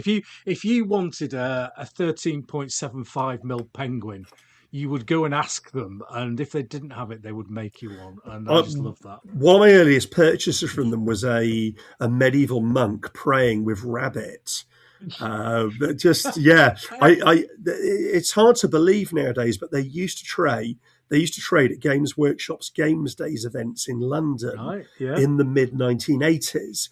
I went to a few of those because back then, I mean, when the trains worked and all that, there was a family rail card where your adult got a discount fare, and then you could take up to 6 kids, return anywhere in the country for £1 a head. And even back then, that was an absolute bloody bargain. So my mum would take me and a load of my mates down to London. She'd go off to do some family history research or whatever, because she was from London originally, and she'd leave us at Games Day for the day. And I remember just the first few years, you had irregular miniatures trading there, selling individual metal cast daggers and swords and just crazy stuff for a few pence each. But I absolutely loved it because as a kid on a limited budget, seeing this company, and the sculpts obviously weren't the quality of the Games Workshop's little sculpts at the time, but the siege equipment, stuff like that, it was such a brilliant thing. I don't think if you haven't been to a show where irregular miniatures were trading and rummage through those huge trays that they used to have on the counter, you've not lived. You've not got your Wargamers veteran. No, last time I went to Vapnartak was 15 years ago, and Ian Kay was there with his tray of stuff, and it looks exactly the same as it did in London in the mid 80s, and good on them. Great company. Question 17. Unpainted miniatures allowed on the table, yes or no? On mine, no. I feel I've got absolutely no problem with people whatsoever playing unpainted miniatures to learn games or whatever. But if I'm running a game, we'll get them painted. And we don't, my group stuff doesn't have arguments about it. We don't have any written rules. We just paint them. And generally, because you've got big collections nowadays, people have things you can borrow. But I've got absolutely no problem with new players and whatever learning with painted stuff. I do, I remember, I didn't see it myself, but horror stories of tournaments and stuff in the Warhammer days when people would literally have the unpainted figures lying down on a movement tray. No, definitely not. Definitely not. Going back to the Venn diagram of wargaming, the painter is very big, and the painter is very small, and the gamer is very big. With those people. Question 18. Not necessarily regionally based, but Ken based. Would you Bradford City or Leeds United? It's Leeds, I'm sorry to say. I'll probably lose 10 points for that. Dirty Leeds. Okay, well, you see, I didn't hear the name Dirty Leeds till I was in my 20s. So when I was growing up, my local team was Coventry City. My brother was into football. He went and saw them. They were doing quite well in the 80s, actually. Yeah, but I wasn't into football. because obviously I was busy making swords and castles and goblins and whatnot. So I wasn't into football, but I got into music, into rock music in a really big way in the mid-'80s. And you'll probably know these people. From Leeds, there were the Sisters of Mercy, who then split, and then half of them became the Mission. Anyway, so I was the Mission were my big introduction to the world of alternative music, and I saw them. I've seen them about 35 times, I think. Anyway, the bassist is a guy called Craig Adams from Otley originally, and I used to subscribe to the fan newsletter, and occasionally you get questionnaires. Well, your favourite food, favourite venue to play, and his favourite football team was always Super Leeds, of course. Wow. And I didn't realise what a reputation they had until I was in my mid-20s when I met some people who are actually into football. I'd not heard the phrase dirty Leeds before then. So in my head, they're still Super Leeds. So I don't know. Yeah. Classic. Well, it must be probably only a couple of years ago I last saw Sisters of Mercy, one of my favourite bands. So, yeah. Oh, that's a nice little tip over into music there, like that. Yeah. Even though you got the question wrong, but there we go. Yeah. So question 19, another regionally biased one, and this one is Yorkshire or the other place over the hill. Well, can I answer this in a Wars of the Roses fashion? Yeah, that makes it more complicated. But go on. Of course it does, because none of them. I'm Team Yorkshire. Yorkist. I'm Team Yorkist, definitely. Yorkist or Lancastrian. I mean, Wars of the Roses, they're all bastards, but I have a soft spot for Richard III. He spent a lot of time at Middleham Castle in Yorkshire. So Yorkshire. It always confuses me because Clifford, who was the Lord of the Manor at Skipton, which is very much Yorkshire, was a Lancastrian. Which just makes it very, very confusing. Well, it's like the Spanish Civil War. It's just, misnomers. There's no easy map you can get showing the front between the Yorkists and the Lancastrians. So, question 20, the final one. Games Workshop, are they the work of the devil? No. No. They are not the most affordable way to get into wargaming nowadays. And I was talking about creativity earlier. I always think it's when you had Joe and Aaron on from Dad's War Room, they were talking about how they love the fact that a bolt action box or whatever, you could make loads of different stuff out of it. You buy a British box, but you can do loads of different units and convert the figures and whatever. I always find it bitterly ironic that Games Workshop, despite being a company that sells fancy stuff, when you buy one of their plastic box sets nowadays, not only does it cost you an arm and a leg, but there's only one or two ways to assemble them. You can make one unit in a very limited number of poses. Now, I mean, Games Workshop are the behemoth that drives the rest of the miniature war games industry. You look at all the great sculptors and stuff. Most of them have been through Games Workshop. So many people are only one step removed from Games Workshop. It's why we've got the great concentration of really good figure companies and so forth in the East Midlands. So I can't see them as the work of the devil. The only thing I buy from them nowadays is contrast paints.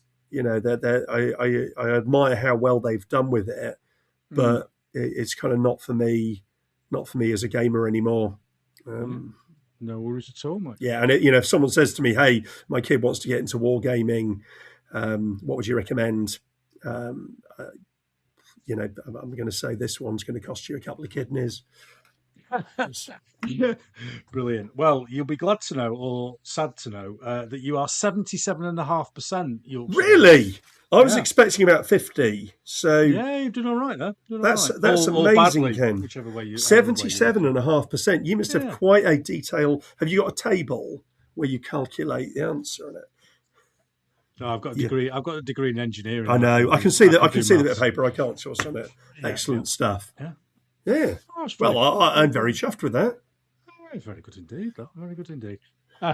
My friend Richard Harris, who I've been gaming with for a very, very long time since I came to Leeds in the 80s. He said that he's a massive Leeds United fan, and he said that he was never ever going to get 100%, even though we've gamed together for years and years, because he's going because you had a document on the Bradford question. So there we go. There we go. So we've got a couple bits to do before we finish this section, and the first one is Wargames Room 101, Oh yeah. which we've ditched some horrible things in there over the years. And it's based on, of course, George Orwell's Room of Horror from 1984. Yeah. And also the TV show where guests could put their hated thing in there. So this is your chance for a bit of a free rant, James. There's there's no boundaries here. You can hate whatever you want, mate. You say that, but no, there is. It's a tough one for me actually because I'm very live and let live generally, and Yes. I try to reserve my time for getting angry with stuff that is about real life and not about wargaming. I had a bit of a shortlist for this one. I thought 3D prints that break as soon as you look at them. That's a problem for all the 3D print fans. I know people went different mixes. AI, I'm not even going to go there, but keyboard warriors. I mean, you've had a bit of this on the group in the last week, haven't you? We might talk about that in part 4. Those casting worms you get on Perimetal miniatures when they come out of the box, and you clean it. You put your magnifying glass on. You clean it some more. You glue them together. You stick them down. You spray them. You start painting, and there's a little worm on the edge of the tunic. That possibly rule books without an index. But the one I'm going to chuck in Room 101 today is this. It is unnecessary acronyms. So, I like that. Yeah, well, this is and again, it's one I've only really thought about since I've started writing my own rules. But as wargamers, acronyms do get used. You know, if you're into wargaming, if you're into World War II, you know what an LMG and an HMG and HE are. Yeah. But if you're and actually, those are generally used in writing about the history as well. So they're not just used in a specific sense. But if you've got specific game terms in your set of rules that might be 2 or 3 words, I don't really want to see them reduced to an acronym unless it's absolutely necessary, like on the play sheet where you're running out of space. So in the recently published Plumage medieval skirmish rules, I think there's UA unarmoured, PA partially armoured, and FA fully armoured. And on one of the tables in the first edition book, the French translation hadn't been translated to English, so you had some French acronyms in there as well. And I mean, it's a proofreader's nightmare. It happens to the best of us. You know, I can totally testify to that. But it's like, if you've got room to write unarmoured, why don't you just write unarmoured? Because it's a word. If you've got room to write fully armoured, why don't you just write it? Why do you have to have this acronym? Because you do get sections of rule books which become unintelligible because you've got an acronym on a table cross-referenced with another acronym. And unless you're really, really short of space, why do you need this?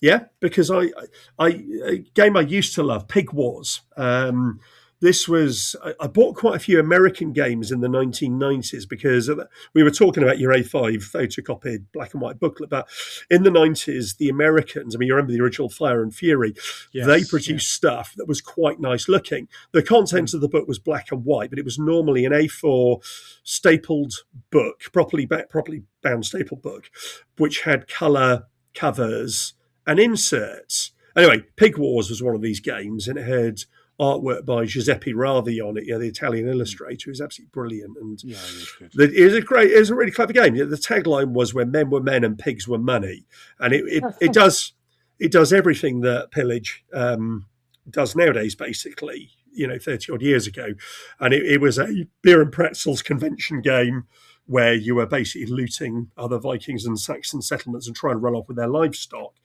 But in there, I remember the tables, they had the same thing, shield armoured, partially armoured, whatever. And then this really big wide table where there was room to write the word, and they didn't. They used the acronyms. Thinking, why do you need to do that? Because this is 30 years ago, but I'm talking about now. If we're going to make wargaming more accessible to people, you don't want it hidden under a web of acronyms. It used to be hidden under a web of mathematical calculations. But you don't need this. You don't need it to be difficult to get into, because there's many things vying for our attention nowadays. So I think, my key thing is use key phrases, but you don't need to abbreviate them. If mighty deeds and stuff in the Midgard rules, if you identify that to MDs throughout, you're looking at medical doctors, aren't you? And it just doesn't flow. Pick the right words, capitalize them, put them in bold or whatever you need to for your key terms, but we don't need them. It's just a layer of, unless you're really short on space, it's a layer of complication between getting into the game, and it might actually stop you picking up the game in the first place. Yeah, no, I think that's a brilliant one. I have quite enjoyed that one because it's something that used to plague me in my professional life. Yes, okay, yes, yeah. Where I would do a lot of technical reports based around motor vehicles and crashes and stuff like that. So very basics like ABS and all that sort of stuff you might recognise, but there's a lot of terminology within vehicle tech that always gets crunched down. And I would check reports as a supervisor in the department, and sometimes, as total irony, I would send it back to the person who'd written it with WTF written on it. Yes. So yeah, it's you could literally have a sentence of which the vast majority of it was acronyms with a couple of there's and ands and withs in, and it just didn't make any sense to anyone. And interestingly, there you're dealing with, obviously, with the police within an organisation where you've got your own speak and so forth. But it sounds like you were finding that the overuse of acronyms was preventing the job being done, a clear report being written. Is that or not? Because the report is going to the court. Yeah. As an expert witness, it's for the court to understand, because you're there to explain complicated processes to the layman, i.e. the person in the jury. So it's not supposed to be a technical document. So it was. Anyway, past that. We've semi-retired now, so absolutely. We don't have to worry about that. So the final bit of this section is the Desert Island War Game. And a bit like the Radio 4 show, you're on a desert island. You've got the works of Shakespeare and a Bible. And you can take a Desert Island War Game with you. Not a Desert Island disc. You can take a war game with you. It can be anything, any size, whatever you want. I would take the Osprey game of Gods and Mortals. It is a skirmish game. It's a mythical skirmish game. It's not medieval, so it wouldn't. Don't worry, you're not getting marked down on this. It wouldn't work for that period, Ken. But it's a brilliant game. I mean, Osprey's Blue Book series I really like, because they bang rule sets out, and some sink and some float, basically. But you can just pick up a set of rules for 11, 12 quid and just have a look at it. They're nicely presented. They're not a long read. And Ogham has really stuck with my group. We don't play it enough. I don't think we've played it for a year. God, I'm using an acronym, aren't I? Ogham of Gods and Mortals. Sorry. I know. Of Gods and Mortals, though, it's a brilliant little game, because basically it's have you heard of Song of Blades and Heroes? Yes, I have, yeah. Okay, because there's a whole string of those written by Andrea Filigoi. I may have said his name wrong. Great Italian games designer. And the activation with them is so clever. Within these rules, with Gods and Mortals, you have a god, and then you have some legends. So you might have, Poseidon, and then you might have a Greek hero with several Greek heroes with them, and then you have a load of followers with them as well. And they're just really clever and really, really fun to play. There's a really clever activation sequence, which is common to all the Song of Blade stuff, where in a turn you choose whether you want to do 1, 2, or 3 actions with your hero or unit. You've got a certain number you've got to roll. If you fail one of your actions, nothing happens. But if you fail 2 or more of your actions, the play passes over to the opponent. Right, yeah. So you can play around safe. I'm just going to do 1 or 2 things. You're going to be okay here. Or you can, if you do 2 or 3 things and balls it up, your opponent gets to do lots of stuff. It's just a super clever game, and it's so open. We've got stuff for Greek mythology, Norse mythology, but we've got Celtic mythology. There's Egyptian mythology in there. I really want to do Northwest Coast, Native American stuff as well at some point. I think it's just a game that's a great deal of fun that I'd like to play more of. So yeah, if I'm shipwrecked on a desert island, that's the one I'd take. I think I'd probably get bored after 6 months, but I'd end up to work on. Absolutely, because it's all about mythology. You can put any mythology into it. So yeah, brilliant. And the second thing you can take is a book. What's your desert island book? Ooh, I'm going to go for a book called The Quest for El Cid. So you're thinking Sidney James again, actually. Yes, I am. Yeah, you are. But this was written by a Yorkshireman, I'm afraid to say. Oh, good. A historian called Richard Fletcher. Died really young, 65 a few years ago. Really, really sad. But he was basically born in Yorkshire and worked in Yorkshire. And he wrote this awesome book called The Quest for El Cid, which is basically a historical investigation into who El Cid actually was. Because my knowledge of El Cid was watching the Charlton Heston movie when I was about 8 years old, and a few things I'd picked up around the house. And it's just such a brilliant book. I picked it up when I was getting into the El Cid stuff, and it's just so well written. The first half of the book is setting the scene. It's all about El Cid's world, about what was going on in 11th century Spain when he was born, the world he was being born into, what was going on with the kingdoms, because you've got a very fractured situation going on then with the Islamic Caliphate beginning to fragment and all these different kingdoms. And then the second half of the book is all about the historical El Cid himself, with some discussion of the movie and the mythical stuff and whatever, but a really clear separation, what's there in the actual records about him. And I just thought it was an absolute exemplar of how a good history book should be written. It doesn't assume lots of knowledge, but it doesn't talk down to you. I think there are great books in periods of history that are like that. In the last episode, Barry was talking about that book about the naval warfare.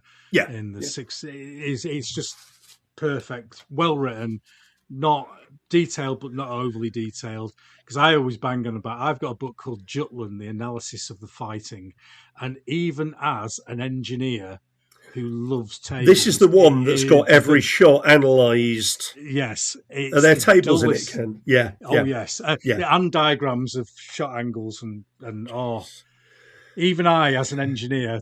Yeah, so you're an engineer and a Jutland fan, and it's not for you. Yeah. Okay, yeah, got it. Yeah, but this book is just, it's a brilliant piece of writing. I'm really sorry he didn't live longer to produce more. Yeah, but it's fantastic. Brilliant choice. And then finally, you can take a Wargames unit with you. It can be one of your own or one that you want to steal or appropriate from somebody else. Just a Wargames unit over the years that means something to you. Ooh. I presume you're not allowed to take an Oldhammer unit and then eBay it for a stupid amount of money to get supplies. That's probably... Unfortunately, eBay is not available on the desert island. Fair enough. In which case, I have a massive soft spot for my Gripping Beast Welsh army that I painted 20 years ago when I was doing the Age of Arthur book. Welsh had just been massively underrepresented in figure ranges. You go into, Dark Ages, early medieval figure ranges, it's all about Saxons and Vikings and Normans. And generally, the Vikings outnumber everybody else about 10 to 1. The Welsh get very little. And when I did the Warhammer Ancient Battles Arthurian book with Steve Jones, I got in touch with Gripping Beast and said, look, I think you could do some expansions to the range here, and suggested a couple of extra packs they might do. And they got back in touch and said, you know what, we're going to do a whole new range of Saxons, Welsh and Picts to go with this. So I kind of got involved in the design a bit. So I did some of the research. We talked about a look that we wanted. I met up with Soapy, Andy Dormer, one of their sculptors at the time. So I kind of got what I wanted sculpted. And then when they arrived, my eyes were still good enough to paint super detailed proto-tartan patterns on them. And I did individual Celtic spirals on each shield. Like little big man miniatures, but not as good, but done by me. So I guess it means a lot, really. And I just look back at those and think about that period and how much fun so much of it was. So yeah, that's probably the unit. I think there's something very personal about hand painted shields. You can buy, like you say, the little big man stuff and all that. And I'm looking across the table now, and my Crusade stuff is out on there, and I can see all the decal stuff, and immediately I can see that it's a decal. Yeah, interesting. I look at the stuff that I've painted freehand, and it looks more. Yeah, I'm not talking about root vegetables, but it looks a bit more organic. It's like CGI in movies, isn't it? When you've got lots of effects done in CGI, and you get a kind of blur around the characters, and you start losing interest in it compared to stuff like the Odyssey and whatever, where Nolan does lots of his stunts for real or with camera trickery and stuff. So yeah, I like my armies to be individual. I don't like to buy a packet of figures and paint them exactly the same as they're shown on the advert in the magazine or the website or whatever. I don't do that. I like to personalise them a bit. Not admittedly with Bradford City tabards, but doing this absolutely made it my own, I suppose. Because a bit of me goes into all those miniatures, I suppose. That's quite an arty way of saying it, but it's important. I look at some figures in my collection. I know where I was, how old my kids were, what was going on in my life at that point in time. I can remember where I painted them a lot of the time. That's a really nice feeling. Yeah, absolutely brilliant. Well, thank you very much for that. That's the end of the third section, and we'll be back very shortly. We're going to be talking about Midgard, and we're going to be joined by a very, very special guest.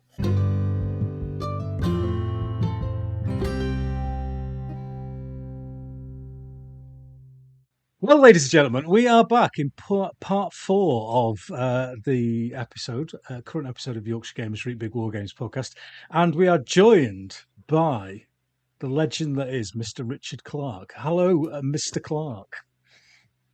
Hello, Ken. Nice to be with you. Nice, or something like that.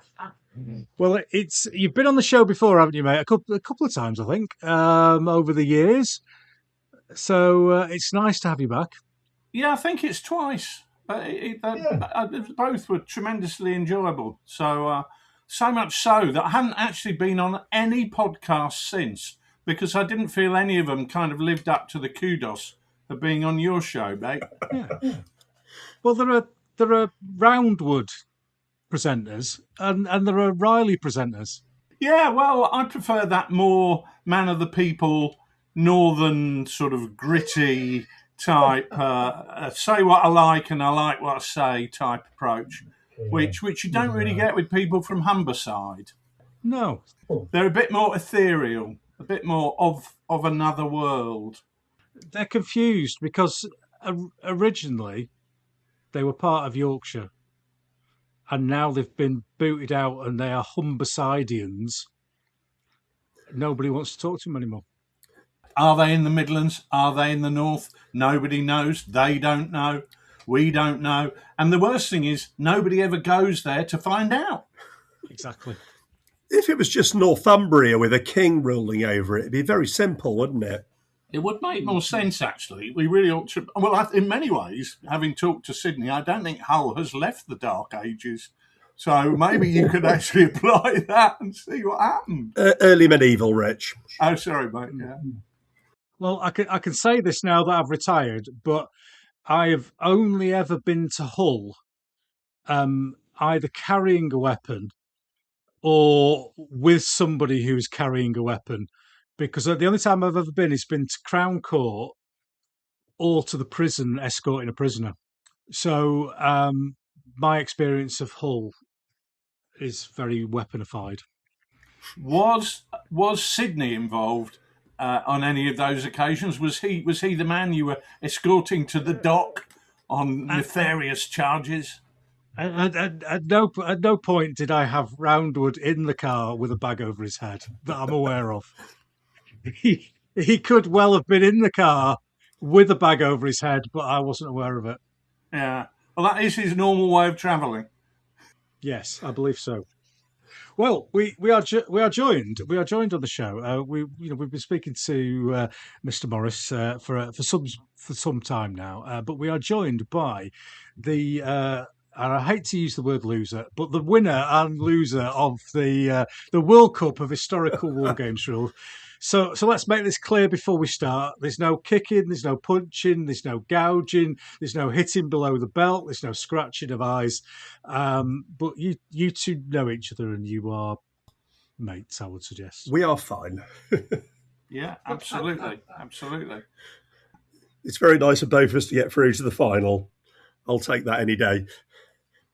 Yeah, I mean, I think that's very true, and I think the thing you can say about the World Cup is I don't really think you should look at it that one set of rules won. You know, if you look at anybody in the last 8, I mean, that is a massive accolade in a hobby where rules are coming out of our ears. People are producing new rules left, right, and Friday.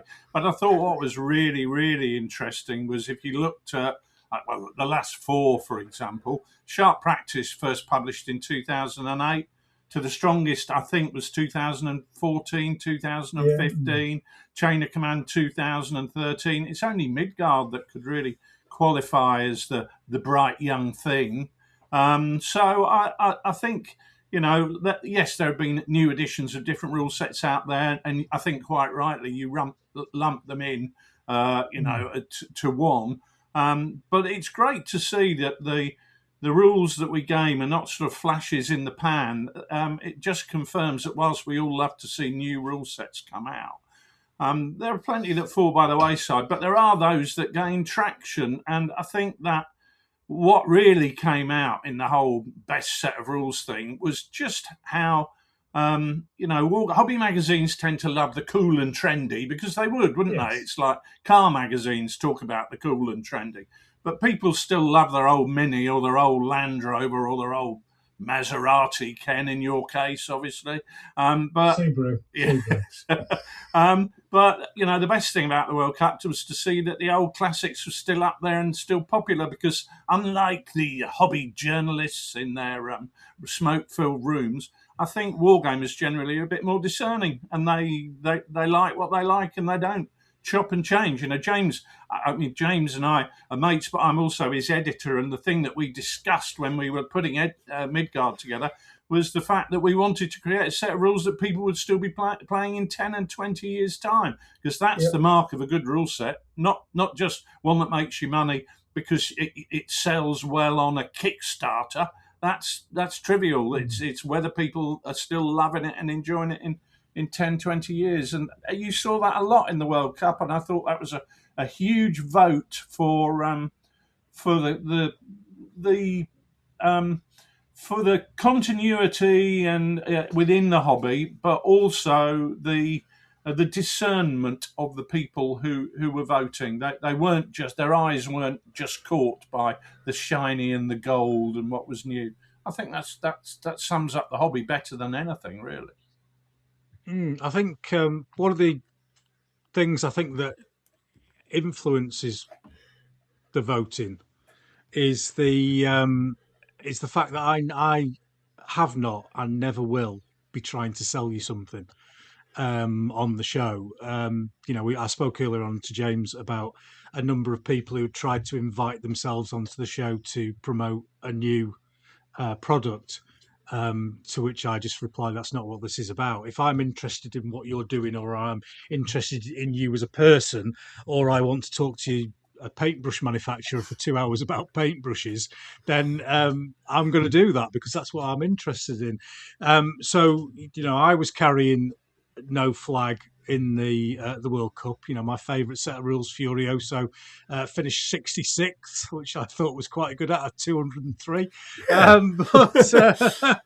I think it's natural that people will want to go on podcasts when they've got something to talk about. And indeed, I've been, guilty of doing that. But you make sure you've got a link with what you're doing. It's kind of what is your podcast about in the first place.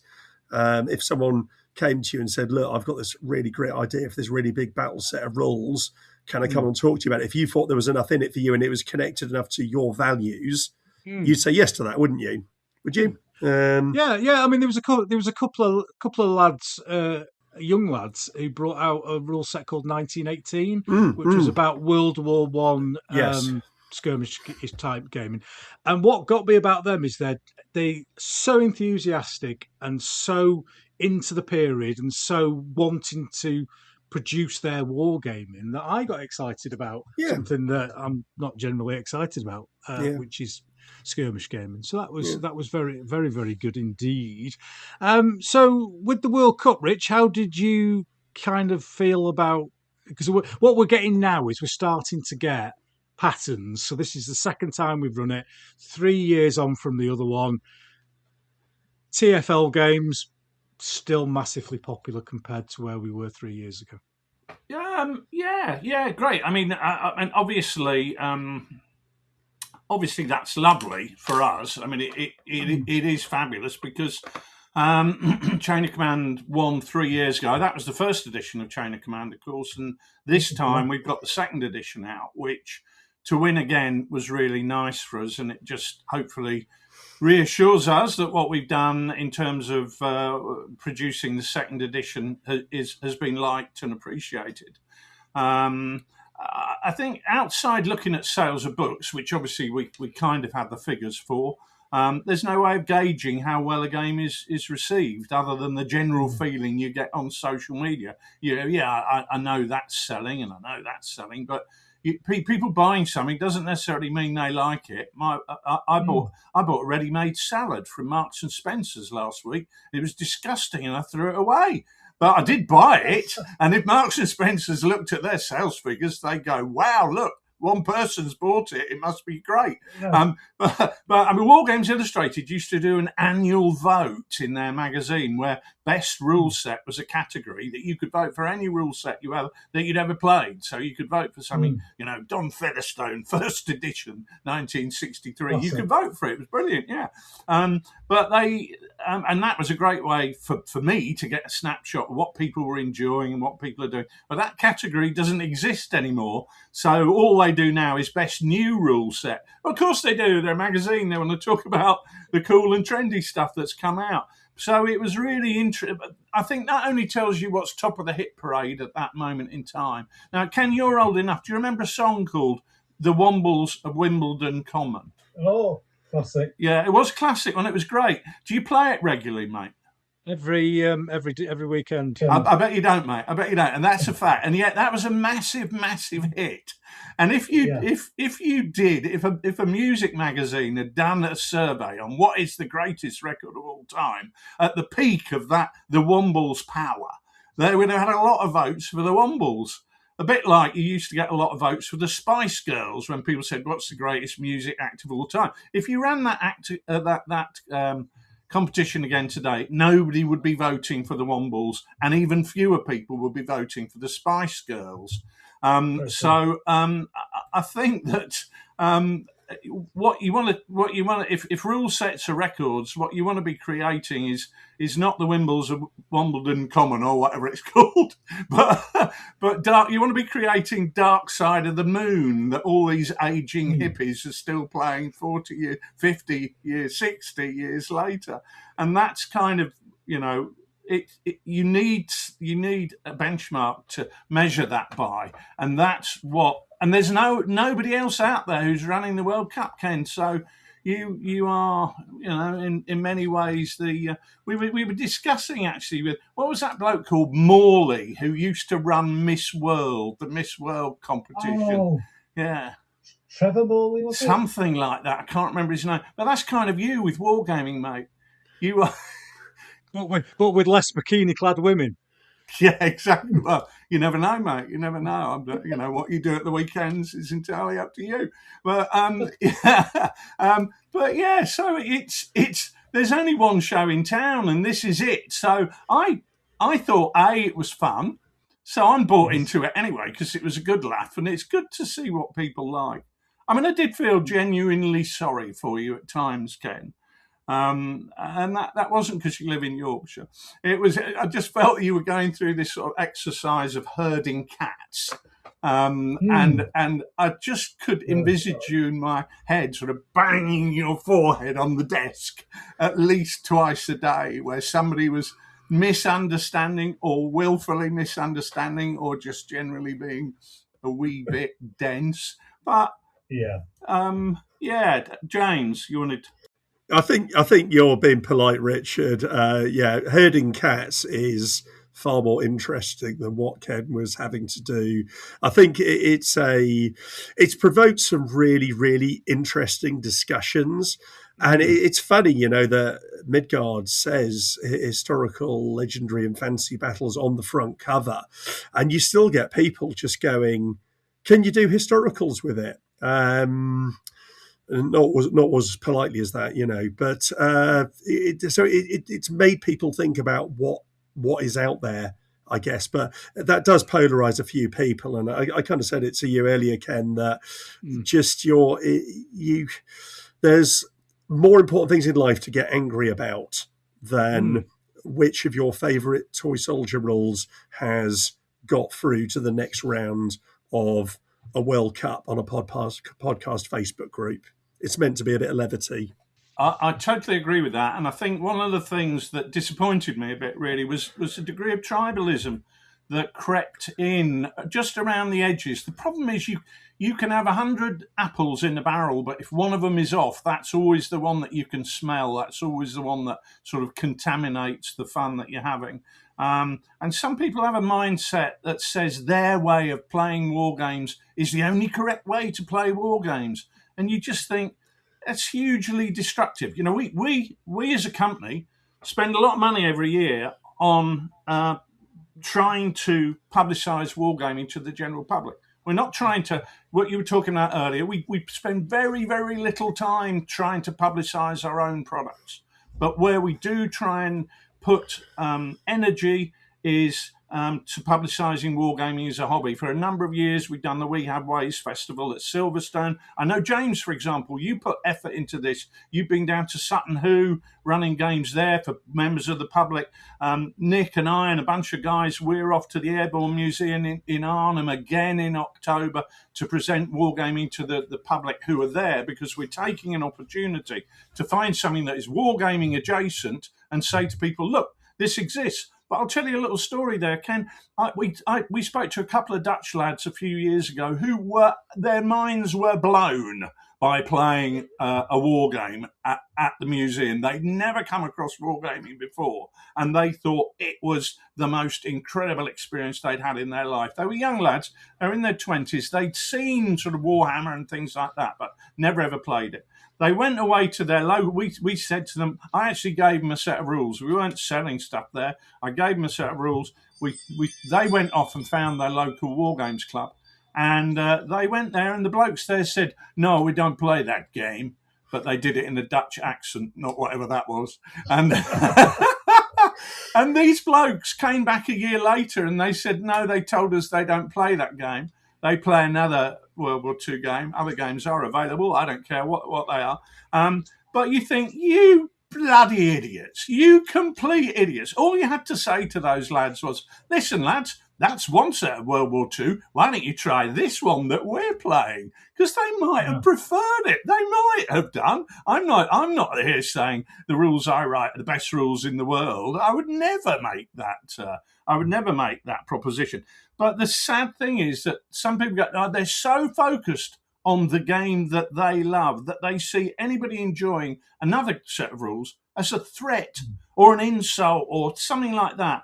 And do you know what? When we had 3 sets of rules in the final 4, I was laughing because I thought, well, all you gobshites who had horrible things to say and told people that these were the worst rules in the world and this was not the way to play proper war games.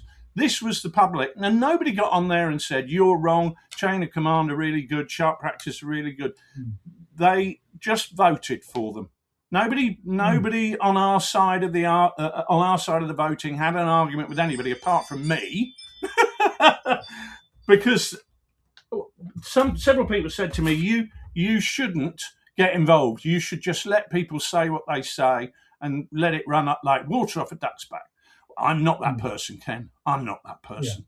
And if I don't mind people saying I don't like chain of command, I prefer this set of rules. I don't mind people saying I don't like sharp practice, I prefer this set of rules. What I do object to is people saying chain of command are rubbish or sharp practice is crap, because that's an opinion masquerading as fact.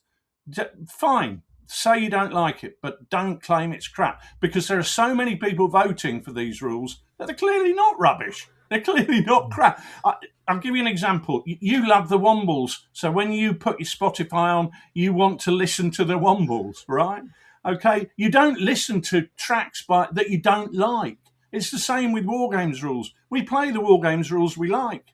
We don't go and play Wargames rules we don't like. Like you don't go and play songs that you don't like on Spotify for the simple reason you don't like them. But equally, you don't go online saying Dark Side of the Moon is the worst album ever.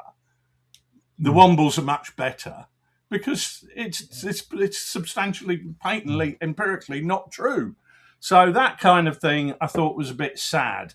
But it did give me a laugh when they were wrong and the general public made their choice. So I was happy to take that as a win. I thought it was great fun, mate. I loved it last time you did it, and I loved it even more this time because we had it was like the World Cup with added lunatics, and that's always fun. Yeah. So just on the back of that, we were talking earlier on about, and I've mentioned this on the show, I think a couple of shows ago. I grew up, but me and James talked a little bit about it earlier on. I grew up with this illusion that wargaming was for the intelligentsia, and everyone was really clever, and but then I had to, because of the number of votes the number of rules that had been nominated, I had to split them alphabetically in the preliminary round. And the number of people who just couldn't fucking get A to K and J to Z. I'm voting for Midgard and it's not in. You're in the fucking A to K, mate. You're in the wrong fucking section. So Ken, I think it's A to J and then A to J. Right, yeah. You see, I've lost it now myself. I don't know my own alphabet. I was so stressed. But a lot of that is quite fun to deal with. Having been in the job that I was in for years, taking the mickey out of people was kind of the way that I got through it. With people would threaten violence to you physically or your family. If you could make a joke about it, they got nowhere to go. Yeah. I remember we were fighting with this lad, trying to get him into the police station once, and I'm with this grizzly old sergeant, and the lad who we're fighting with goes, "I'm going to fucking set fire to your house and kill all your fucking kids," and the sergeant just went, "Can you do Tuesday? Because the lad I locked up earlier on said Monday for that." Yeah. And this lad he had nowhere to go. So. No. It's a joy to deal with the idiots. I'm not gonna defend the people who are struggling with the alphabet business, but I would say generally it's a thing on the internet nowadays that people don't read the posts and they look at the picture, they read the first couple of sentences, but people are also overwhelmed. I think this is something, we need to look at with social media because they've got so many things coming in from so many directions. And generally I find my interactions on the online are pretty polite on the whole, but I do post stuff and I try really hard to credit manufacturers generally when I post stuff I've painted or whatever. So I'll say, right, here's some, Crusader miniatures, knights in front of a John Hodgson backdrop or whatever. It's literally 2 lines. And one of the first comments will be, who makes these? And, I just respond to it politely because I don't think there's any ill intent there. I do wish that people would take the time to read that, but I think we're making decisions so quickly that people are not always seeing all this stuff. And again, you see it on chat rooms and whatever, rule inquiries.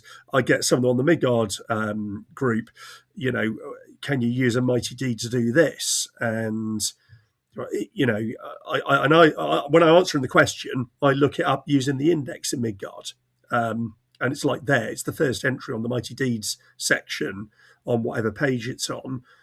But people sometimes want to put the question out before they double check the answer. As you said, with your alphabetic questions, if people had read the whole thing properly through first, and if they'd had I'm not sure what to do with it.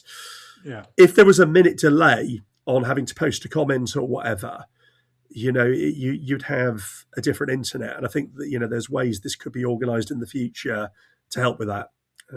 But equally, I'm very aware that people out there are overwhelmed. I think people are so keen to learn a new game when they get the set of rules that it's not like Monopoly where it's all covered on two sides of a piece of paper. Investing in learning a new set of Wargames rules, no matter how simple it is slightly problematic. We played a big game at the club the other day on Friday. A week ago, last Friday. And a huge game for us. Not normally my forte, Ken, as you know, but we did. And one of the lads said, these are the set of rules. They're online. You can get them there. They're 4 pages long. So I got them, and it was interesting because they'd obviously started off at 4 pages long, but they were now up to about 12 pages, which is fine. You've got to expect that. So I didn't get a chance to read them, but I printed them out, and I thought I'll read them when I get to the club and I'm playing the game, because I'll give myself the reserve command, so I've got time to learn the game. Anyway, when I got there, not only were they 12 pages, the type was so small that even with my reading glasses on, I couldn't read a bloody word of it apart from the title. So it was a complete waste of 12 sheets of paper, which if I was in Yorkshire, I'd probably be very upset about. But I think people are so keen to get on and play the game. That's a sort of knee-jerk reaction. It's their way of saying, I'm desperately keen, can this happen? So I kind of cut people a bit of slack. What I try and do these days when I answer questions about rules is I always sort of start with, let's see what the rules say. And then I can quote them the section in the rules or in the page in the rules where it is. And what a lot of people do, the problem we've got, actually, is Facebook is not searchable. Really, not properly searchable. The world was so much simpler 25 years ago when all we had were Yahoo groups and everybody met in the same place. Now, Yahoo groups have their own brand of shit attached to them. That they are antiquated and whatever. But when everybody was there, it was a huge, great big community. Everybody was in one place. You could search pretty much through all the posts and people could find what they were looking for. Social media has fractured into 1,000,001 pieces, and getting everybody in the same place is almost impossible. It's one of the reasons we've set up our Patreon channel, so people know where they can find things like play sheets and stuff like that.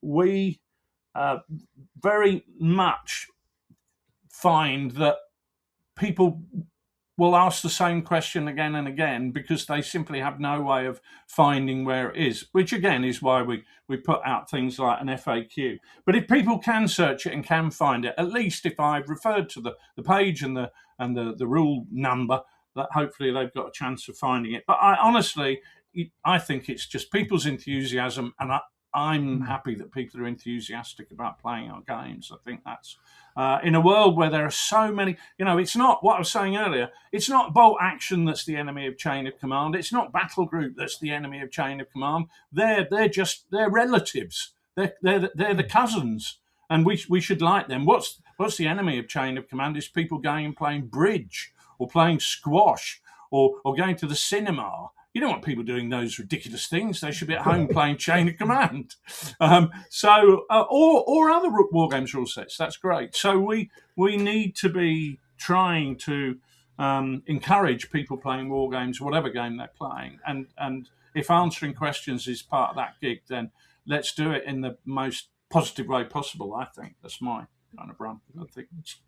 It was this time round the original Wargames Rules World Cup had 15,000 votes in total throughout the competition, whereas this one nearly doubled that. We were 27,500, something like that. So that's a lot of people and a lot of votes over the course of the entire thing.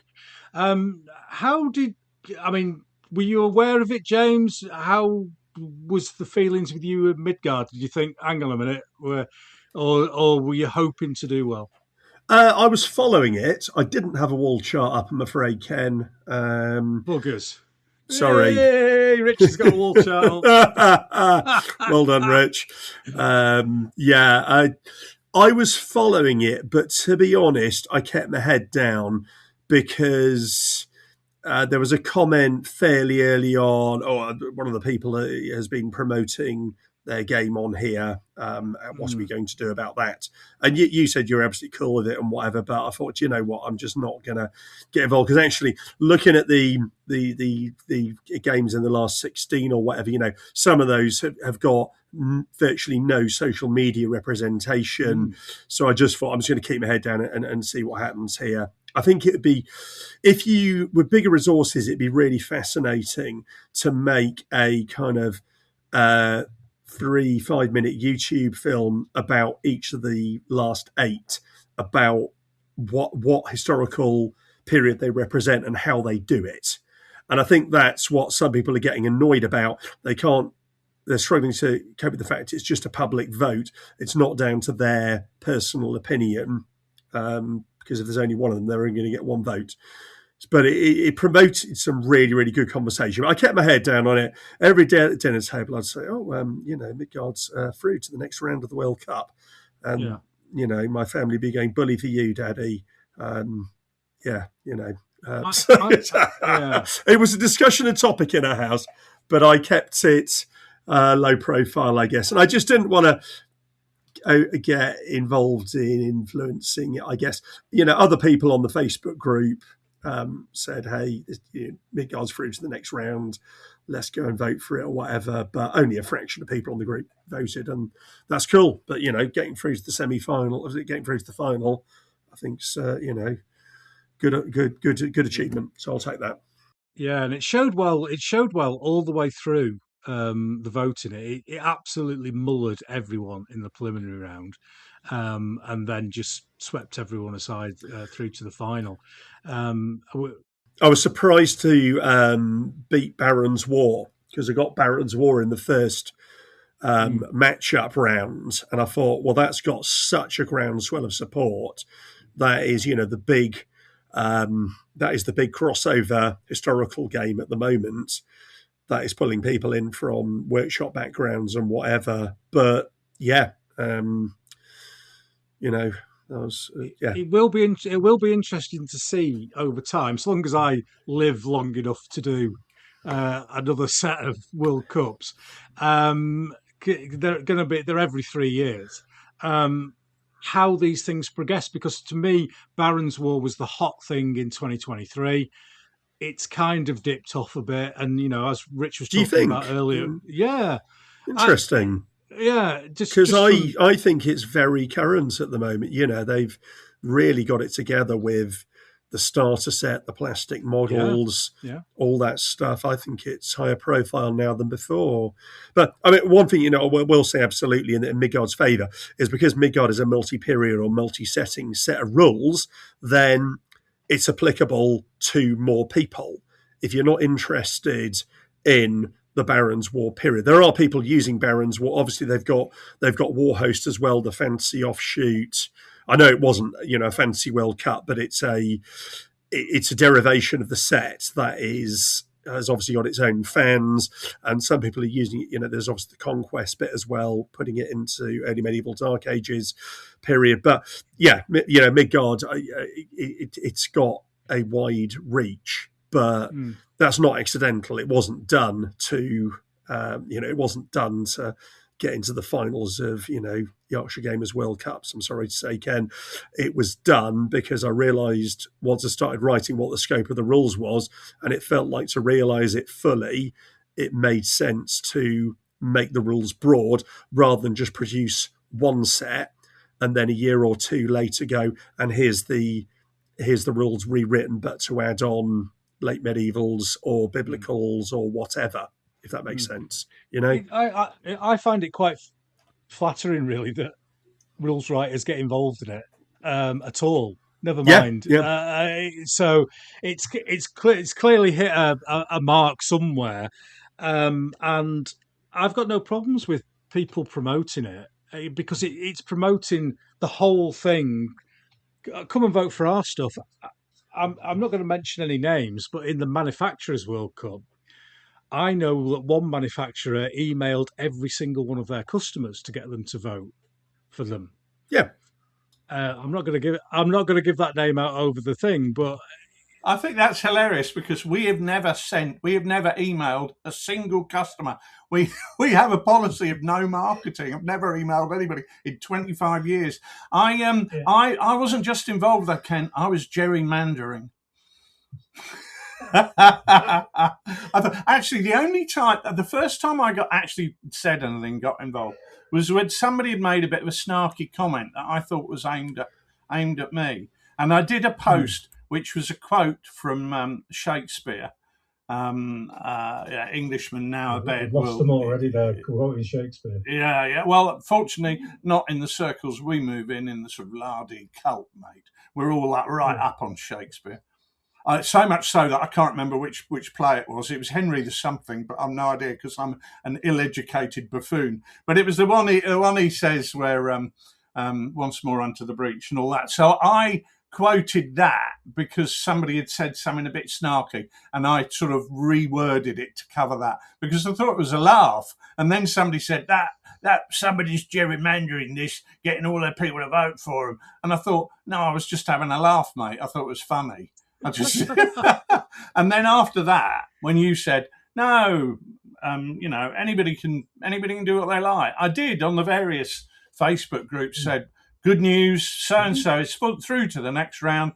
If you like these rules, why not vote for them? In fact, when we went to the final with Chain of Command and Midgard, I posted on both Facebook groups saying exactly the same thing and not saying vote for one or t'other. I said whichever you like, vote for it. So I'm not gerrymandering it. I was just really, and at that point, I was really keen for you to get a grand finale and get a right load of votes and make you think all the hard work had been worth it. Because I felt really sorry for you. I really genuinely felt what a bloody rod to make for your own back with all these nutters coming out the woodwork. So I just wanted to make it go with a bang, darling. Lovely. Well, we'll be doing it. We'll be doing it again in 2029 if we're all still around. So next year is the World Cup of Wargames Manufacturers again, and then it's the Guest World Cup the year before. I know, Rich, you mentioned that I did it every 3 years instead of every 4. It's because I couldn't think of enough World Cups to have a cycle. So rules, manufacturers, guest. Rules, manufacturers, guest.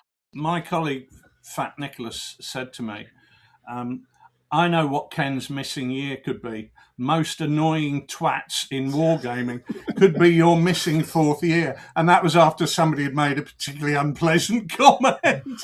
And this is why Nick is not running the Wargaming World Cup, I think it's fair to say. No, that's right.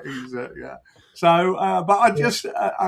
It was a comment inspired by the moment when somebody had been particularly unpleasant. But I did think, actually, Ken would probably do that. Sorry, we had the World Cup of Wargaming pet hates, which went drastically wrong because people just couldn't understand what a pet hate was. A pet hate is that little thing that you look at a table that somebody... unpainted flag edges is the thing for me. I can look at a 20-foot table with 4,000 figures on, and rather that my brain, and this is a brain thing, not a prejudice thing, my brain will not say, look at those 3,000 fantastic figures. They'll go, unpainted flag edge. I'm exactly the same on flag edges. It stands out a mile. It's the thing that jumps up the table at you. It drives me up the wall. I like James, I make a lot of my own flags. And even when you do it, then you have to make sure you've gone over it and paint that edge. When we did the Wargames Room 101 shortly, which you didn't hear, Rich, James put Wargames acronyms in, which is exactly what a pet hate is. It's one of those things that just drives you mad. Just not necessary. Just to wrap up the World Cup thing, actually, I don't know if you got more on this, Ken, but there was the large rant that followed the World Cup about what was wrong with a certain rule set, and it was very long and very detailed, and confused a lot of fact and opinion. And I did something a bit like that a few years back, but I didn't post it online. I was playtesting a fantasy/medieval rules set, and I came away from it with a whole load. I basically came away from a list of about 10 things that I felt it had got fundamentally wrong. And that became the basis of Midgard, essentially. It was about 9-10 years ago. And, it was one of those moments where I thought, there is no point feeding this stuff back, because what I'm doing here, I can offer some general feedback in terms of mechanisms I think could work a bit better for this particular rule set. But actually, this rule set is not looking at an ancient and medieval battle the same way that I do with my background reading.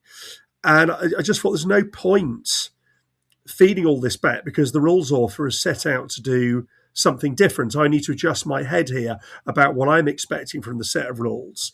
So I then took that away, and in a kind of Dan Mersey style, I kind of started to turn that into some core things that I wanted to put into Midgard's what became Midgard's heroic battles. And I think there's, obviously not everyone's going to do that, but there is a certain point when you need to put up or shut up, when you need to sit down and have a crack at writing something yourself.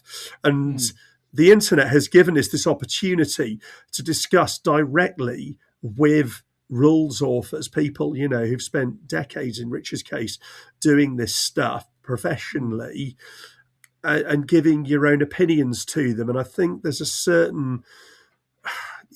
respect is possibly too strong a word, but I think there's a certain level of respect you do need in those interactions if you don't have anything published, if you've got no experience in this way. I follow the artist Don Troiani on Facebook.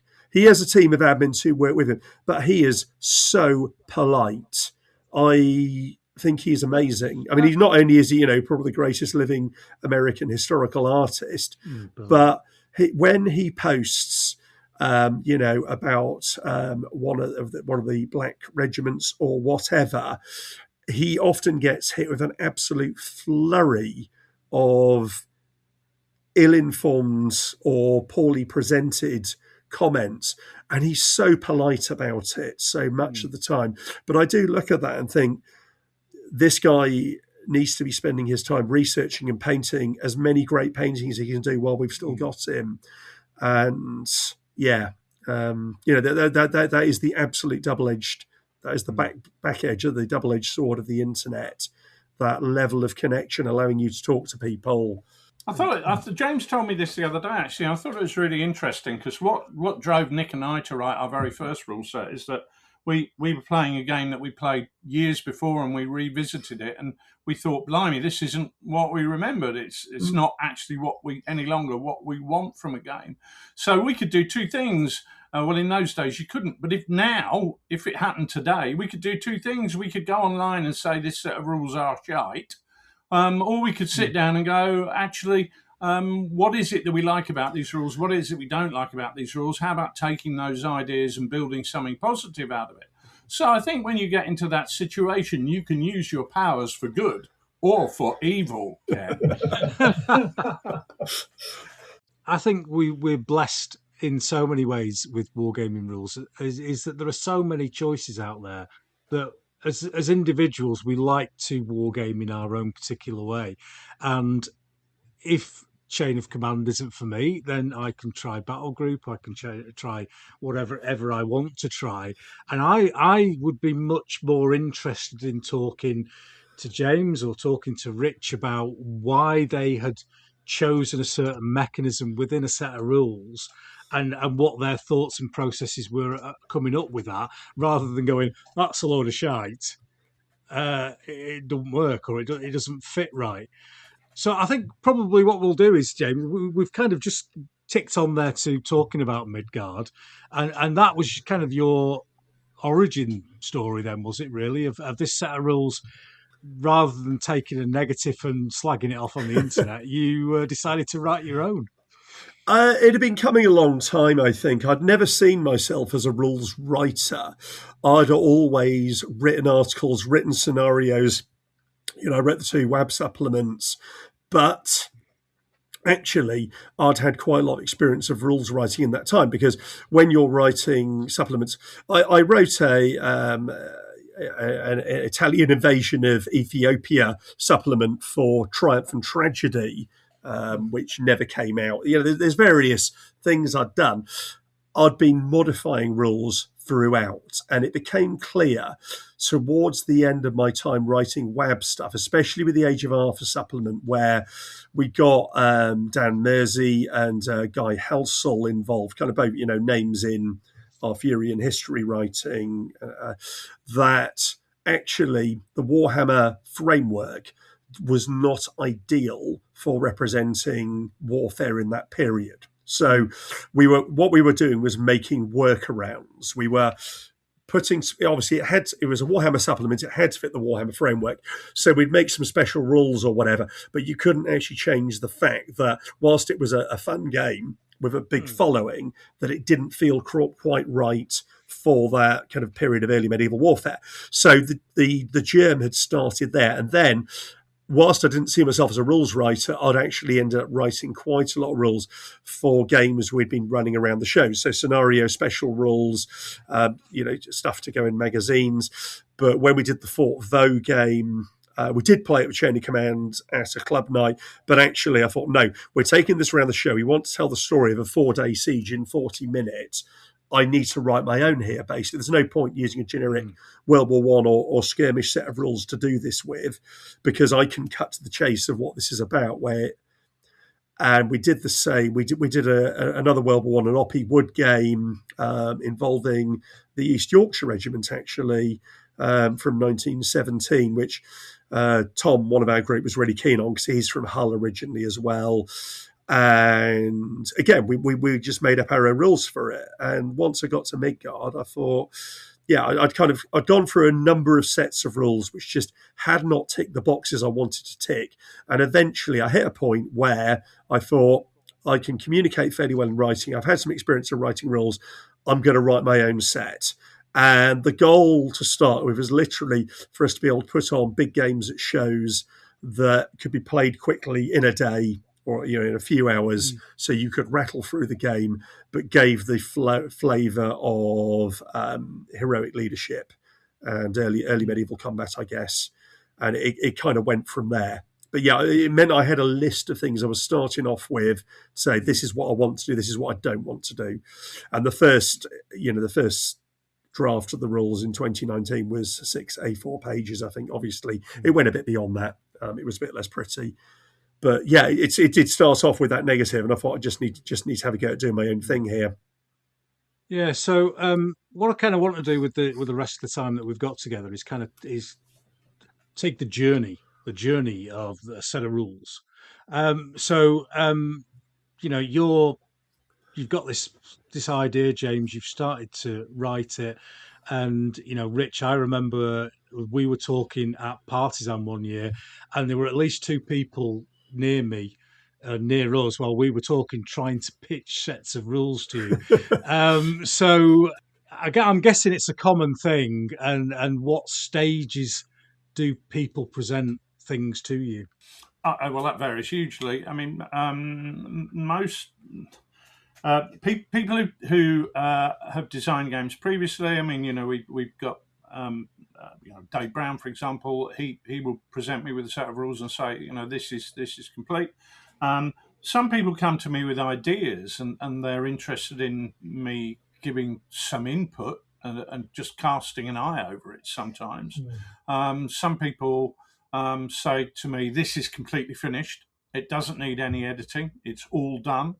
And you go, okay, well, I can't really work with that, because I think when I finish a set of rules, I think, thank God that's over, that's completed and done, because I've been working on it for so long. But I know that actually that's the start of a long journey of getting that to production and completion. And that's me, who kind of thinks he knows what he's doing. It's still an arduous journey to go from having completed the draft document to actually getting that produced. There's an awful lot of steps to go along the way. So it varies. The honest truth is that I'm not looking to bring any other authors on board, because I'm busy enough as it is. But the other thing that I do think is in the hobby, we have an awful lot of new rule sets coming along and coming out, and that not all of them really are worthy, if I'm honest, in terms of that they're going to be the Wombles of Wimbledon Common. They're not going to be the dark side of the moon, and I'm not really interested in producing something that's going to be a 10-minute wonder. I'm looking for rules that have got longevity. Now, some rule sets come along, and we're play testing a set at the moment called the Full Nelson, which is a replacement for the old Kiss Me Hardy rules that Charlie Walker has been working on for 4 years. But that's kind of under the umbrella of Toofatlardies anyway, because it was an idea that Nick had, and Nick was too busy to deal with it. And Charlie said, look, do you mind if I run with this? Do you mind if I pick the ball up and carry it on from here? And we were very happy to do that. So that's going to be a new author. But that type of thing happens generically. We're not actively going out looking for it, but sometimes a rule set crosses our desk that we think, okay, that's good. And I'm dealing with Sid at the moment with his Bonsai Bonkers rules, which are actually called When the Last Sword is Drawn. But don't let him know I admitted that. But what I think we can do as a publishing house that maybe other people can't do is actually get involved in some of the play testing and work with the games designers to say, yeah, I like this, but have you considered doing it this way? Because we do have that experience of not only publishing rules, but also designing it. And I think if we bring anything to the party for a new games designer, that's likely to be it. Not in terms of making massive changes, but in terms of just being a sounding board for them to talk to us and say, what do you reckon? We're not trying to steal anybody's ideas and say, right, that's a great idea, but I think I want you to change this to incorporate chain of command dice. What we're trying to do is to say to people, look, we're just there to listen and give you our advice when we can. Yeah, and that kind of brings me on nicely to come back to James, really, and carry on the story of Midgard from where we were. Lots of us, myself included, have written a set of rules that we've played down the club with a set of mates. But getting that to a set of rules that the public can understand and play and enjoy is an entirely different thing. So what stage did you kind of approach Rich, and how much work had gone into it at that point from that initial idea and 12 pages or whatever it was of the first draft? Yeah, I'd started writing in 2019, and I think I approached Rich in 2021. So it was probably a couple of years down the line already on that one. A key reason I looked and thought about other publishers, but the feedback element was key with Richard.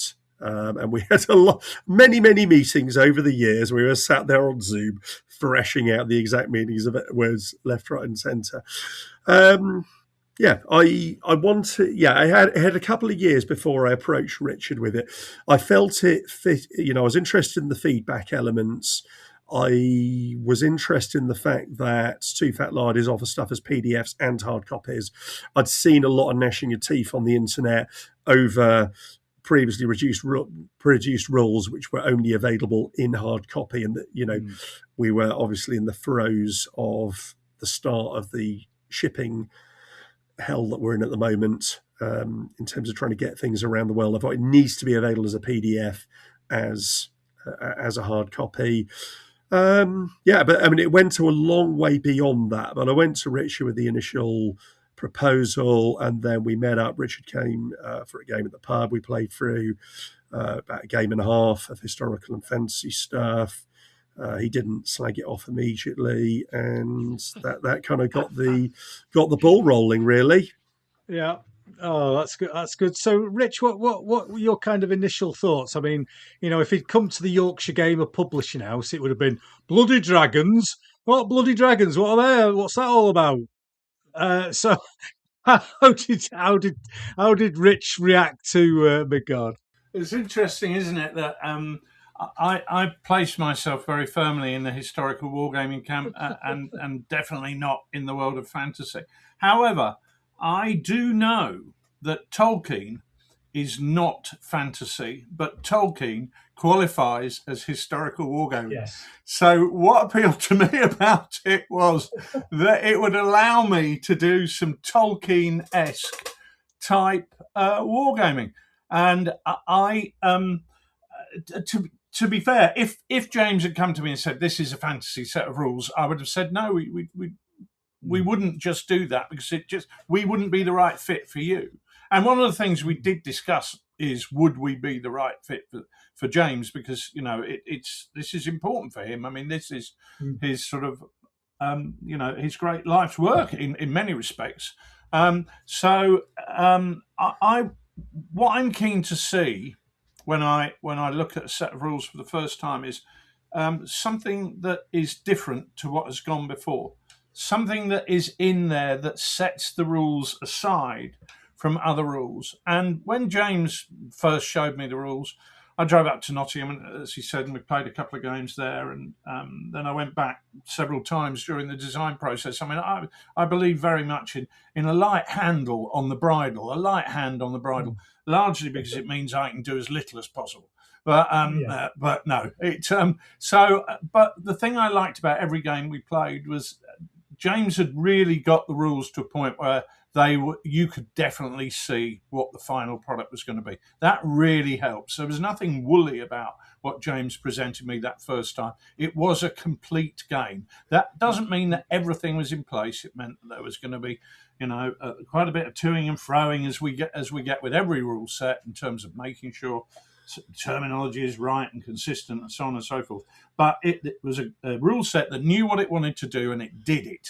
It was what I also look for is something that is simple but not simplistic, something that has replayability value, because I'm a great believer in the fact that if you get a game that is, and there's a lot of argument that says we should make games as simple as possible because it's a low barrier to entry, and gamers can come along and they don't need to have half a brain cell, but they can be playing in half an hour and they're really going to enjoy the game because they don't have to really work hard to learn it. Problem with that game is that's your Wombles. That's the game where you play half a dozen games and you've really mastered it, and you don't really, where's the challenge for the rest of it? So I'm looking for a game that keeps on providing challenges. Chain of Command does it. I roll my command dice. How am I going to make my plan work with the options that I've got ahead of me? Midgard's very much the same. You've got to keep your eye on the plan. If you can run units off here, there, and everywhere, but if you don't keep your plan together, the whole thing's going to fall apart. And I really like the use of leaders. I feel leaders are tremendously important in warfare generally. I'm speaking there as a sort of historian rather than a wargame thing. Leaders are what is key on the battlefield. They are the nerve system that allows the body of the army to move and function. And James had that, and it in a different way to leaders in sharp practice, a different way to leaders in chain of command, because he was representing a different period of history where those leaders had to have a very visible role on the battlefield. Yeah, it's one of the points that I've got written down here, really, and Rich has brought it up, which is brilliant, and that is similarity in inverted commas between the leaders in the Toofatlardies games and how important they are, and the heroes in your games, James. You know, we talked earlier on very briefly because I wanted to talk about it now in this section.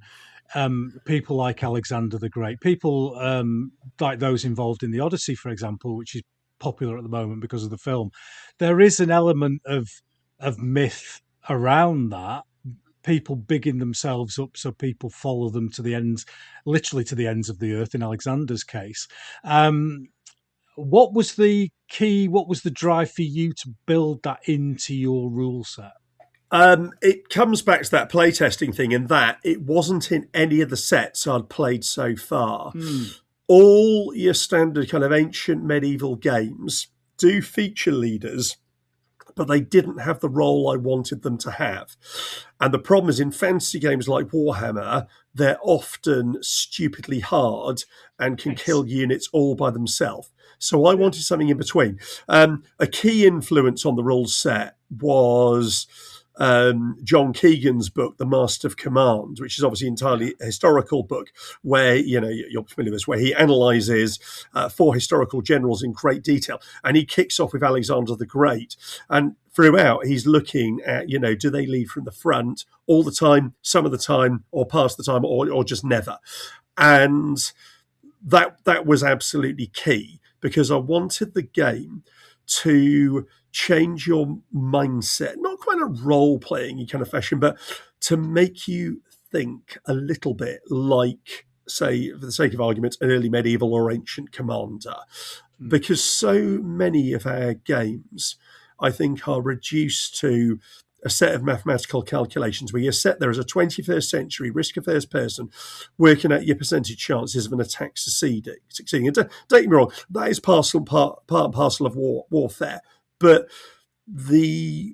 going back to the pre-gunpowder periods, in many societies and cultures, not all of them, but in many of them, the role of the leader to be up front was seen as important as having a good battle plan and good logistics and whatnot. All the other things, of course, help you to lead to victory. But it isn't a mistake, that it isn't an accident that Henry V is as well thought of as he is. He was a genius at getting the army organised and coordinated, but ultimately he was up there in the front, in the armour, wearing his crown, offering a personal example to those men he led into battle. So I wanted that element of heroic leadership, but I wanted it counterbalanced by the fact that the leaders were actually quite vulnerable. So those two things were kind of key to making the rules work, and that really was what the focus was. All the other stuff with units and statistics and whatever, I didn't always make it work, but I tried to keep it as simple as possible so that we are focusing on how your leaders are doing within the army. So, very early on, it was clear that people who wanted a set of rules where maces are different to swords, different to axes, you're not going to get that out of Midgard. The unit is a mass of warriors armed to the best standard they can, but what your leaders do is the key. And but it doesn't mean that a leader can beat off a unit of warriors by themselves. Generally, they can't. So I think those are the key drivers. And reading John Keegan's Mask of Command really solidified a lot of ideas in my head, because I'm a massive fan of mythology, sagas. I've read lots, Viking sagas, Saxon and Welsh heroic poems, Irish mythology, that kind of stuff. So I wanted something that represented that, but in a believable context. And really, everything else was subservient to that within the game. Really interesting point, that, because John Keegan's Face of Battle, I would say, is the one book that inspired me in terms of thinking about the relationship between men and leaders, or troops and leaders, if we're in a modern setting now. And yeah, that and Mask of Command, that guy had such a tremendous impact on the world of wargaming. But it's funny, actually, how the work of academic military historians tends to feed through to wargaming about 10 to 15 years after they wrote it. Yeah. And some of the ideas that academics are having about warfare are tremendously unpopular with wargamers until it's had this sort of period of osmosis where they all get to hear about this book and eventually get it out the library or listen to it on Audible these days. And then they go, oh, that's different. I see what that Richard Clarke's trying to do now. But yeah, I think in many ways, and I just pick up on James and Midgard, in many ways that whilst Rise of Its Press is there for as a sister company to publish stuff that's not really written by Nick or I, or doesn't perfectly fit into the Toofatlardies bracket. Midgard almost does because it is so close in terms of placing the emphasis on leadership. So yeah, that's one of the things that one of the many things that made me think, yeah, I'm really interested in publishing this. And I'd known James for a long time, and James, we seen James around the shows in the UK and in Europe, and had great opportunities to chat. And I always enjoy talking to James because we don't just talk about wargaming, we talk about history as well, and that's important to both of us. So yeah. Yeah. So I've got to ask then where the idea of the goblet came from. Have you got shares in a goblet manufacturing company, James, or was it inspired by Rich's personal drinking glass down the local? Neither, although I can confirm that in the last year, charity shops in the UK are running out. I can't find them anywhere. I've tried. Yeah. Do you know what? Actually, this dates back a very long time. In 2012, I ran a big game of Igadodin, which is a Welsh heroic poem surviving from the early medieval period, and basically it describes 300 Welsh warriors riding to their deaths against a horde of Saxons somewhere in the northern Yorkshire kind of regions. It's probably near Edinburgh, actually. Catterick, actually. Catterick, so it is Yorkshire. That's right, yeah. Anyway, Yorkshire, so yeah. I ran a big game of that. We played for glory. So it was a Hail Caesar game, but each player, we had 6 players, and each one had a goblet in which coins and gems were placed when they committed heroic deeds. So I think it started before that, though, actually. I'm pretty sure I had it in some of the early games that I ran before that. So it is this idea of, your word hoard, your cup of mead filling up with deeds of your reputation or running empty when you don't measure up, I guess. So that there's the whole reputation thing is intricately tied with. You do not need a goblet. You can just play with a plastic cup and some Maltesers, but the chinking sound of the goblet became the noise of the club. People knew Midgard was being play tested because you'd hear a ding as people's reputation was hurled into the goblet or taken out of it. I was just going to say that Nick Eyre at North Star used to say to me, I was down the club last night and all I could hear was bloody ching, ching, ching of that bloody Midgard. Which, as James has put, because James has got these 2 very metallic goblets that were a bit like buy 8 gallons of 4-star at Esso and get your goblets, for anybody old enough to remember the days when you used to get that. And James, and these goblets must have been designed to be the most musical goblets you could ever get. So it meant when I got my goblets, which aren't goblets, I've got a skull which I took the top off and put a velvet bag in it. You don't get any stupid noises to irritate Nick at North Star. Yeah, I think the tactile element is really key, though. You don't need this stuff to play the game. You need some figures and some dice and something way of measuring. You can't just sit there with a bit of paper ticking off your reputation. But because wargaming is a tactile activity, because we like making and painting models and putting them on the table, if we didn't enjoy that, we'd just be playing on a computer or a bit of paper or whatever.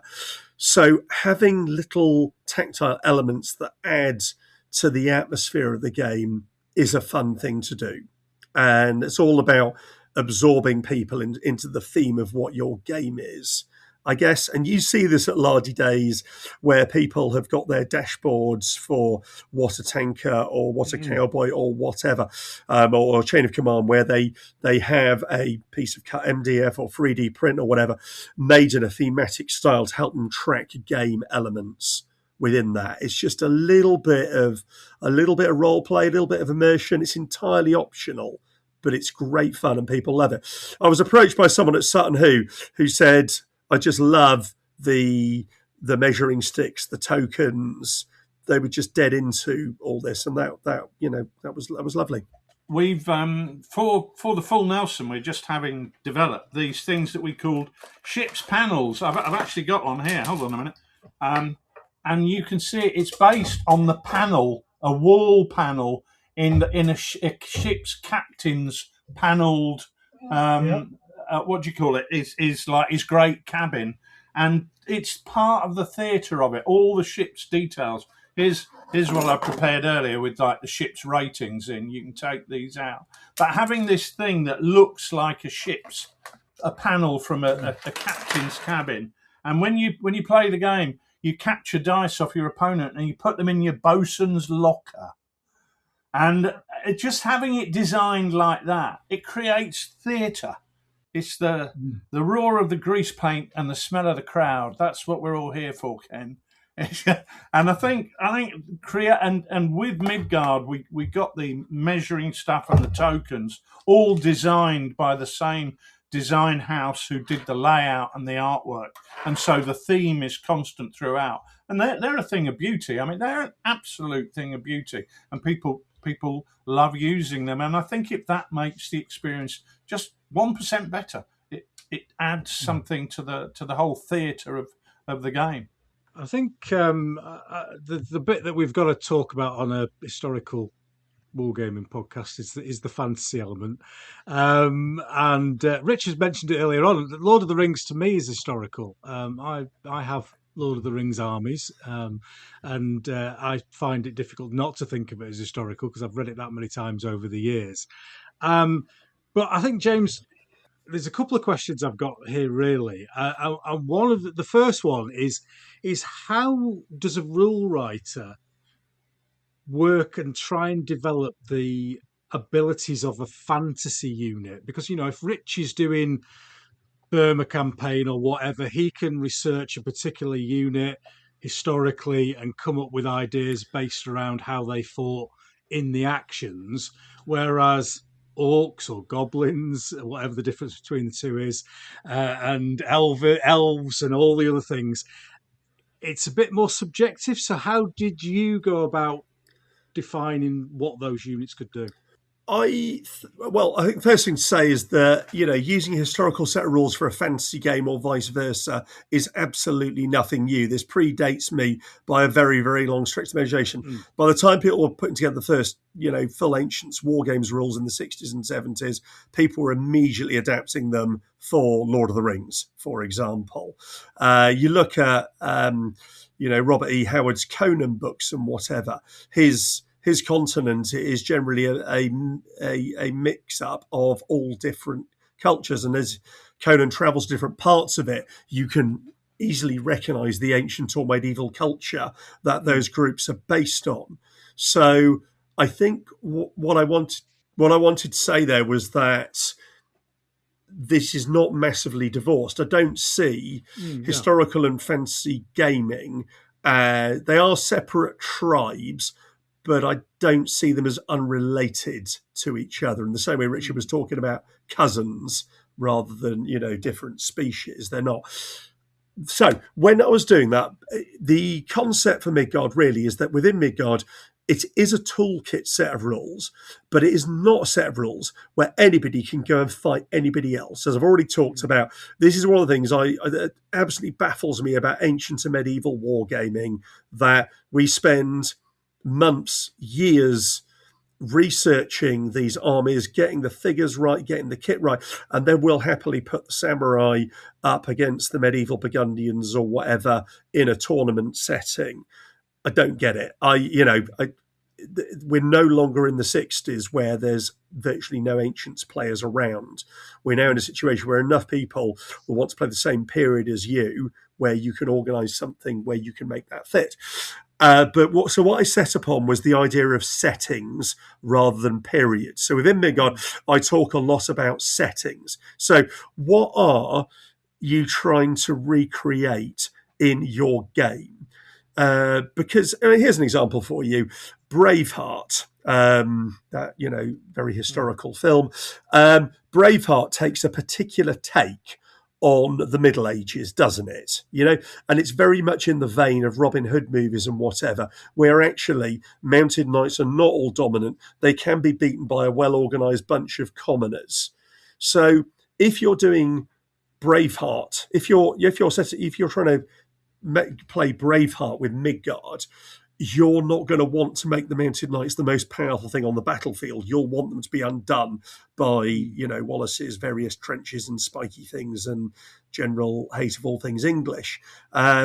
So, I guess what I'm talking about here is that you need to think about it within the particular setting you work in. So going back to Tolkien, for example, classic, fantasy setting is, which age of Tolkien are you setting your games in?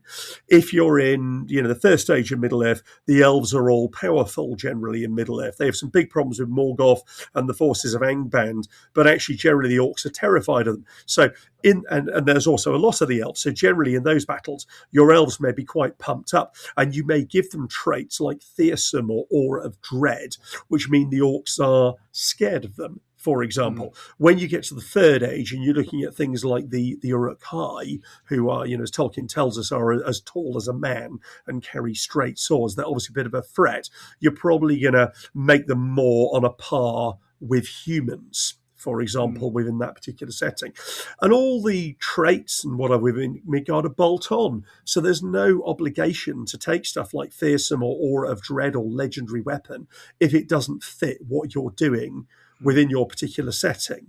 And so what we try to do throughout, the rulebook has got paired army lists in its set with particular settings, and all the supplements that we're doing have got paired force list muster rolls, as we're calling them, that fit a particular historical reading in a particular setting. And when I'm writing about a historical setting, I'll explain why things are the way they are. With the Simon de Montfort, Second Baron's War Goblet-sized campaign that we've just released, I've put some quite detailed notes into the army list selection to explain why I've chosen high armour values only for the mounted knights and not for anybody else. Because it's a design choice, I guess, based on your particular setting. From somebody who's not particularly familiar with a fantasy setting, it's interesting to see how you've made that. So effectively, what you're doing is you're making comparisons between two forces that would fight each other in a particular period, rather than that. We talked earlier on about Warhammer Ancient Battles and how you had this kind of super unit growing out of authors picking their favourite units and making them much, much better than everything else. Yeah, that doesn't matter if you're just playing within that supplement. But of course, once you got onto the tournament circuit and stuff, people would be picking particular lists from particular books because they knew that list was slightly overpowered, to use a modern phrase. I think the other thing to mention is many fantasy settings are not really heavy on the magic. A large number of fantasy settings still, the battles are still settled with swords and spears and shields at close quarters. They're not settled by one wizard casting a spell and then destroying everybody else on the battlefield. Especially if you looked at Bernard Cornwell's Arthurian books, the books he's done in that series. He has got Merlin and he's got magic, but the magic is actually really about the perception of the people who are aware that he is there, and their beliefs that they believe in magic, therefore they perceive something is happening. But he's not going. He's not doing a Paul Daniels saw the lady in half type of thing to change the battle. Yeah, I think that's absolutely spot on. I feel that within Midgard, when you create a setting, you're essentially what you're playing is not massively divorced from a version of history. That might sound a bit highfalutin, but I did some battles. We did one, Rich, didn't we, based on Powell Anderson's novel, The Broken Sword, which is a classic fantasy pulp novel where Powell Anderson pulls on Scandinavian mythology, Irish mythology, all these things. And whilst there are some arcane magics and stuff going on, the battles are largely settled by people fighting each other face to face. So you're not dealing with an ecosystem, if you like, where the wizards completely change the face of warfare or in whichever, fantasy / medieval world that you're working in. So, Rich, when you came round to producing this as a set of rules to sell, was it a concern that there was this historic fantasy crossover? And as James has said, it's a regular thing. But where was the pitch? Where were you going to throw the ball to the public to say where this rule set was coming from? I didn't honestly think about it because I felt that the rules. One of the things that I don't do, and we're not very good at, is marketing. But I think we intentionally don't do that. When we produce a new set of rules, what I like to do is produce some videos showing people how the game plays.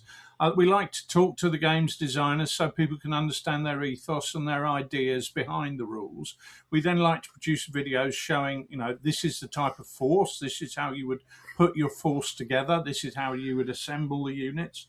And James has got a brilliant force builder online as thanks to a great friend of ours over in Canada who put that together, where you can just feed your units in and give them the characteristics, the traits that you want, and give them the stats that you want, and it will crunch the numbers for you. But we like to produce material not so much about marketing, but about showing people what the product is. Because what I don't want to do, Ken, is I don't want you to buy a set of rules and go, bloody hell, these aren't what I thought they were at all, because they told me these was the best set of rules in the world.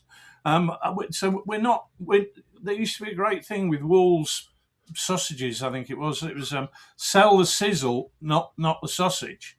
And they would sell the perception of this wonderful sausage that you could smell and it was going to be delicious and this, that, and the other. I don't want to do that. I want to sell the sausage. I want to show you what's in the sausage, which is probably a bad analogy, actually. Probably is. Yeah. But so basically, I believe all of our rules stand or fail on their own qualities. So, and I believe that if you show people an honest view of exactly what the game's about, people can then make an informed decision about whether they buy them. And when they buy them, they go, yeah, this is exactly what I thought I was getting. So I know that's kind of not very modern and not very trendy. And both of my daughters work in brand and marketing. And they tell me, you should be doing this and you should be doing that. And I go, yeah, really, I don't want to do that at all. And a lot of people now tell me, we've got a guy who's sort of talking to me about wanting to come on board as a non-executive director type role, because he's retired and he's got some time on his hands and he loves our games and he wants to get involved. And he's telling me, you actually have accidentally hit on a brilliant marketing ploy, which is not to do any marketing, but just to build up a reputation based on the games that you produced. He said, I know that's accidental because you clearly are too thick to have thought of that, but it has rather worked. And now he said, you've got this tremendous reputation in the hobby, when in fact it's one bloke in a little office in a little village just outside London working 100 hours a week. But I think that if rules are going to have longevity, they have to earn that by being a good set of rules. And I think, it's important that James writes articles for the hobby press, and it's important that we put on games at shows, and it's important that we go to Lardy Games Days and run those games for people who are keen to come along and have a look at it. That's the most important marketing you can do, is letting people see what the game really does. Because if it's a good game, it'll sell itself. Yeah. And so just on that historic fantasy crossover, James, Is it frustrating for you that people just can't get it sometimes, or do you just accept the fact that sometimes people just don't read everything before they actually open the gob? I think people don't read everything. As a teacher, I have bucket loads of patience, basically, Yes. and adults are not massively different to 30 kids rammed into a classroom. You need to explain things in different ways. Sometimes you need to show people.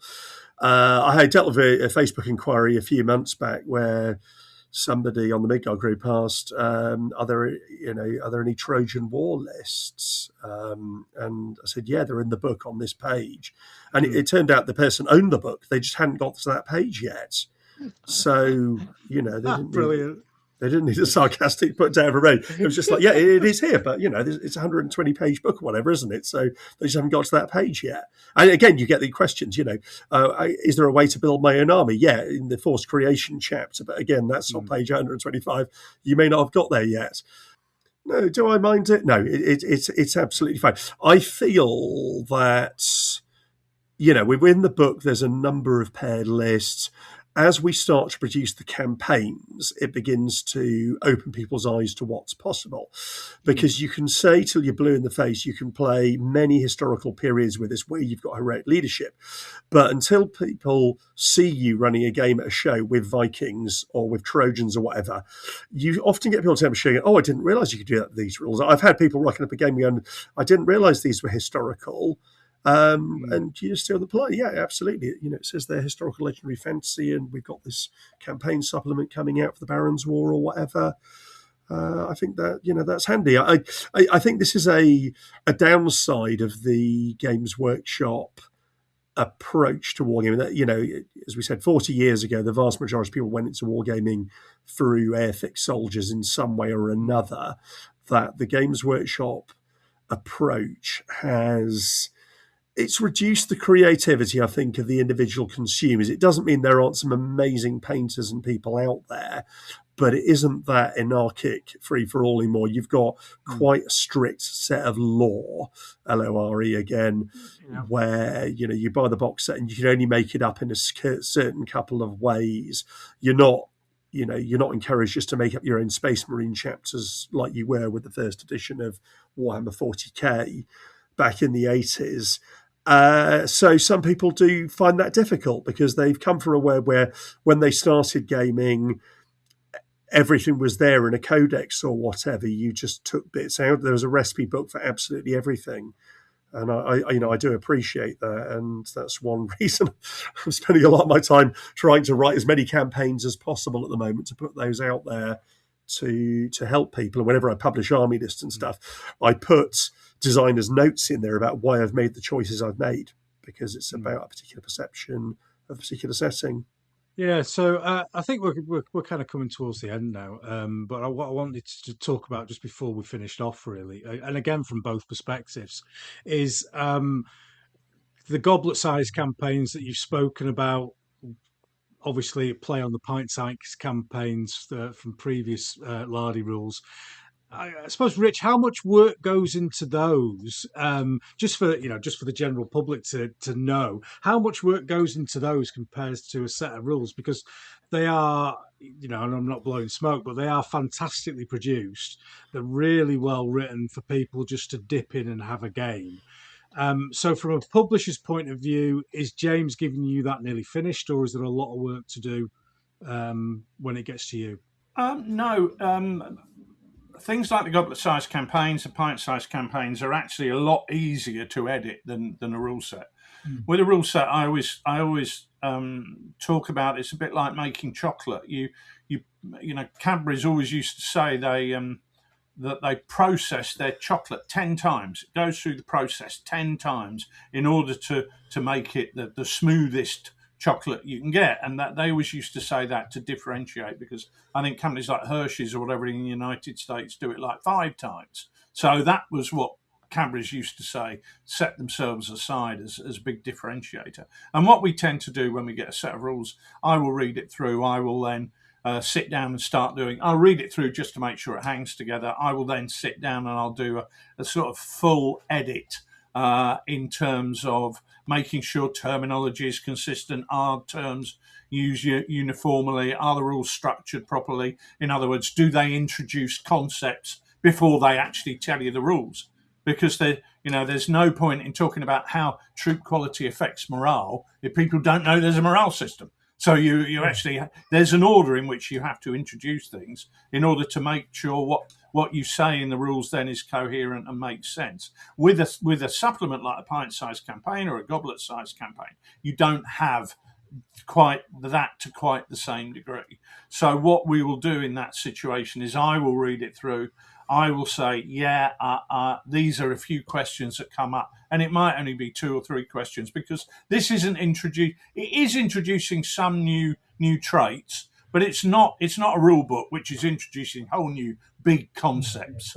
But then we go through the process of having it proofread, and what we do with any product is we have about half a dozen proofreaders. Now, some of them are there just to get the ambient feel of, does this feel like it's an interesting game? Some of them are English as a second language, so that might be Scandinavians or Continentals, or it might be Americans, because US English is different to our English. Mm-hmm. I got in trouble using a couple of words in Infamy that I hadn't ever thought would cause any offence, but in American English they were not what they were in English. And somebody actually did a review of this and said it's terrible that they use these words. And I go, what?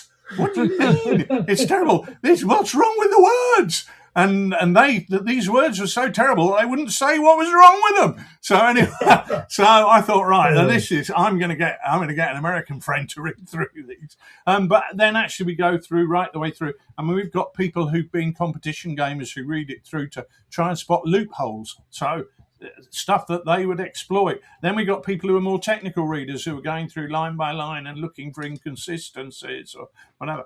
So we still go through that process. And then we'll take that and I'll present that to James and say, look, James, here we go. We've got these. And we'll literally work through it line by line. But actually, the nice thing about a campaign is because a lot of it is about ideas and scenarios and making the campaign hang together. That's just a case. That's not a case of creating basically the Bible. When you create a set of rules, you are creating the Bible for that particular game. You're not doing that with a goblet-sized campaign. So they are easier to edit. Then there's still a lot of work goes in them in terms of art content. I mean, I found myself buying online from online companies how to draw medieval maps, how to draw fantasy maps, and buying the different brushes to use in Photoshop so I can create some of these maps. And these are skills that I simply have never had to use before in the world of historical wargaming, because I've tended to just use British Army maps from the Second World War when I'm doing Chain of Command because they're readily available. But now I'm moving into the world where I'm having to draw bloody medieval maps. James sent me the scenarios and I said, bloody hell, this one's got a boat on fire. How the hell am I? It's bad enough drawing a bloody boat. Now I've got to draw a boat on fire. So I said to James, thanks, mate, a boat on fire. It's you are learning new skills when you go into that more sort of medieval world. But, that's good, isn't it? It's good to learn new skills. Yeah, I ended up drawing a lot of medieval map elements as well. I found a 14th century map that kind of fitted what I was after. So I spent quite a lot of time looking at how they drew the buildings and then drawing my own versions thereof that send over to Richard. That kind of, there's a lot of fiddling around behind the scenes that you don't see, actually going into the book, but to make it as good as it possibly can be. But it is getting easier with the campaigns. I say easier, it's not easy, but there's a lot of play testing beforehand. I start with a notebook, I write down all the scenarios, army list stuff, work through it, do some play tests, and then get it out there once I've got written version. But because we now have a format, because we established a format of what a Midgard campaign will look like in the Chronicles of Midgard campaign supplement, then when we then went on to do the Iron Valley, the fantasy campaign, now the Amontfort, the Second Baron's War campaign, we're following that format with a couple of changes that we need to fulfill that, and hopefully that will get easier as it goes along. But it all takes time, and I should mention that Richard actually had to take a trip to St Albans Abbey to collect photographic backgrounds for us firsthand, looking for medieval woodwork and other textures to photograph, which doubtless will be appearing. But yeah, there's all these little things that go on. I bet Rich really enjoyed standing in a church photographing bits of wood. I did actually. I spent £10 to go in. You don't have. It's not an entry fee because that would be wrong in a church, but it is it is a voluntary fee. So I thought, right, I've spent £10. I'm going to get as many pictures as possible. So I took about 75 photographs of different images, from old wooden doors to all sorts of textures, and blown plaster on a wall to carved plaster, and so on and so forth. And so I felt I got my £10 worth, to be honest with you. But yeah, it's and actually the cover of our Montfort, there's a studded wooden door on there, which is a door right by the tomb, the shrine of St Alban, which is in the Abbey Church there. So that's quite unique. But it's great to be able to use these images that we got ourselves. Excellent. Well, actually, we'll just finish off with the obvious question then, and start with James. What's next for Midgard? 2 campaigns out. You've got Chronicles of Midgard, the rules themselves. I'm writing frantically at the moment. The plan is to alternate fantasy mythological campaigns with historical ones, so that you don't get a run of any one thing. And I've got so many projects in various notebooks. We've done a lot of games that haven't made it into the Midgard book. So next up is very likely to be a fantasy campaign involving the undead. We're quite aware from feedback since Midgard came out that it's hard to put together a particular type of undead army, and it's an area I'd like to dig into in a bit more detail. So we're already playtesting quite a lot of stuff for that. And then after that, it'll be something historical. There's an awful lot of stuff on the table at the moment. But yeah, various things will come to light. But really, the plan is to fill out the Midgard campaign library over the next couple of years. If you need any tips whatsoever on the movement of the undead, I can recommend being outside the Working Men's Club in Pudsey about 11:10 on a Saturday night. Excellent. And you'll be able to get live movement rates. That's my setting. And potentially some fighting characteristics, because there's usually a punch up as well. We've got traits. We've got reluctance, slow, possibly impetuous. Could all fit the bill, couldn't it? It certainly could. So, Rich, what's TFL? What's going on there, mate? What's the big news? Okay, well, we are at layout stage with Vexillarius, which is a set of Ancients rules from Dave Brown. Large battle Ancients rules, anything from 6x4 through to huge games like you like to play. I've had a play test of them. Yeah, in any scale, so that's brilliant. Dave Brown actually will be showing them off at BrickCon this weekend in the Lard Workshop section. There, I'll be there actually running Chain of Command. We've got Sharp Practice there. Nick's running Go Commando, which is a set of rules in development, which is all about going commando. I'm not sure I like the sound of this. I mean, BritCon Lard Workshop is one of the premier events of the year. And Nick is there going commando. Well, we'll see what happens. We've got Sydney's Bonsai Bonkers, which is way back, actually, because we're really on intense play testing of the Full Nelson at the moment, which is the Napoleonic naval rules, which we've got coming through. And we've just got the next playtest edition due to go out any day now to the playtesters. That's the last public playtest edition. Then we're going back behind closed doors to finalise everything off, because we're pretty comfortable where we are with that. That's been a fairly intense period. Me building more 1/700 scale ships than I knew existed. But yeah, busy times. I've got a pint-sized campaign I'm working on. Nick's nearly finished the Arnhem Handbook. I've then got to move on to the Pacific War Handbook. So it's busy, busy, busy. It never stops, really. But that's good, isn't it? It's better that, because if I stop, I'll die. So I might as well keep working. There's always that motivation. For sure. Well, it's fantastic to see there's so much stuff coming out. I've had a go with the full Nelson with Charlie at Hammerhead, and I'm at Eborlard in a few weeks' time, and hopefully I'll get on the list for that game as well. You will love Eborlard. It's very different. It's basically Lard meets Emmerdale. It's very convivial and very, very enjoyable, and centres around a public house. So yeah, everything about it is worth enjoying. So I'll look forward to seeing you there, because I'll be up at Eborlard. It's one of my favourites. And if you're lucky, you get to play. Are you there Friday night? Well, I can be. I'm only half an hour away. Right. Well, you ought to be there, because we're going to be playing Circus Shitius, a set of chariot rules that I wrote way back and that were published in Wargames Illustrated. And we always do that as a warm up on the Friday night in the local working men's club. So you can walk like a zombie there, Ken, and play a proto-lard chariot racing game from Rome's least favourite chariot racing circus on the Via Accrington. It was actually. James, then, just to finish off, mate, I asked my guests have a chance to ask me a question. Did you have one? I do. I do. Cool. Okay, so yeah, a quick one. As you say, your thing is big battle wargaming.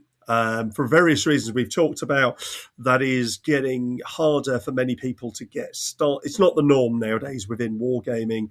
We've talked about the proliferation of early medieval skirmish rules and so forth. But what if you were running a wargames company? What would you do to get people promoting big battle wargaming rather than skirmish games? Oh, that's a good question.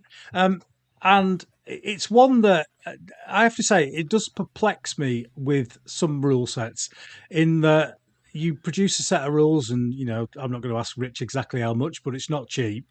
And then you produce a set of figures for those rules, and you sell them all in one company. But the rules, and I'm being slightly naughty here, but the rules only you need 20 figures. Well, if I'm running a company and I want to be Bill Gates or Jeff Bezos, I'm producing rules that needs 200 figure pipe blocks because I want to sell more figures. So from an economical point of view, I struggle to understand skirmish gaming from that perspective.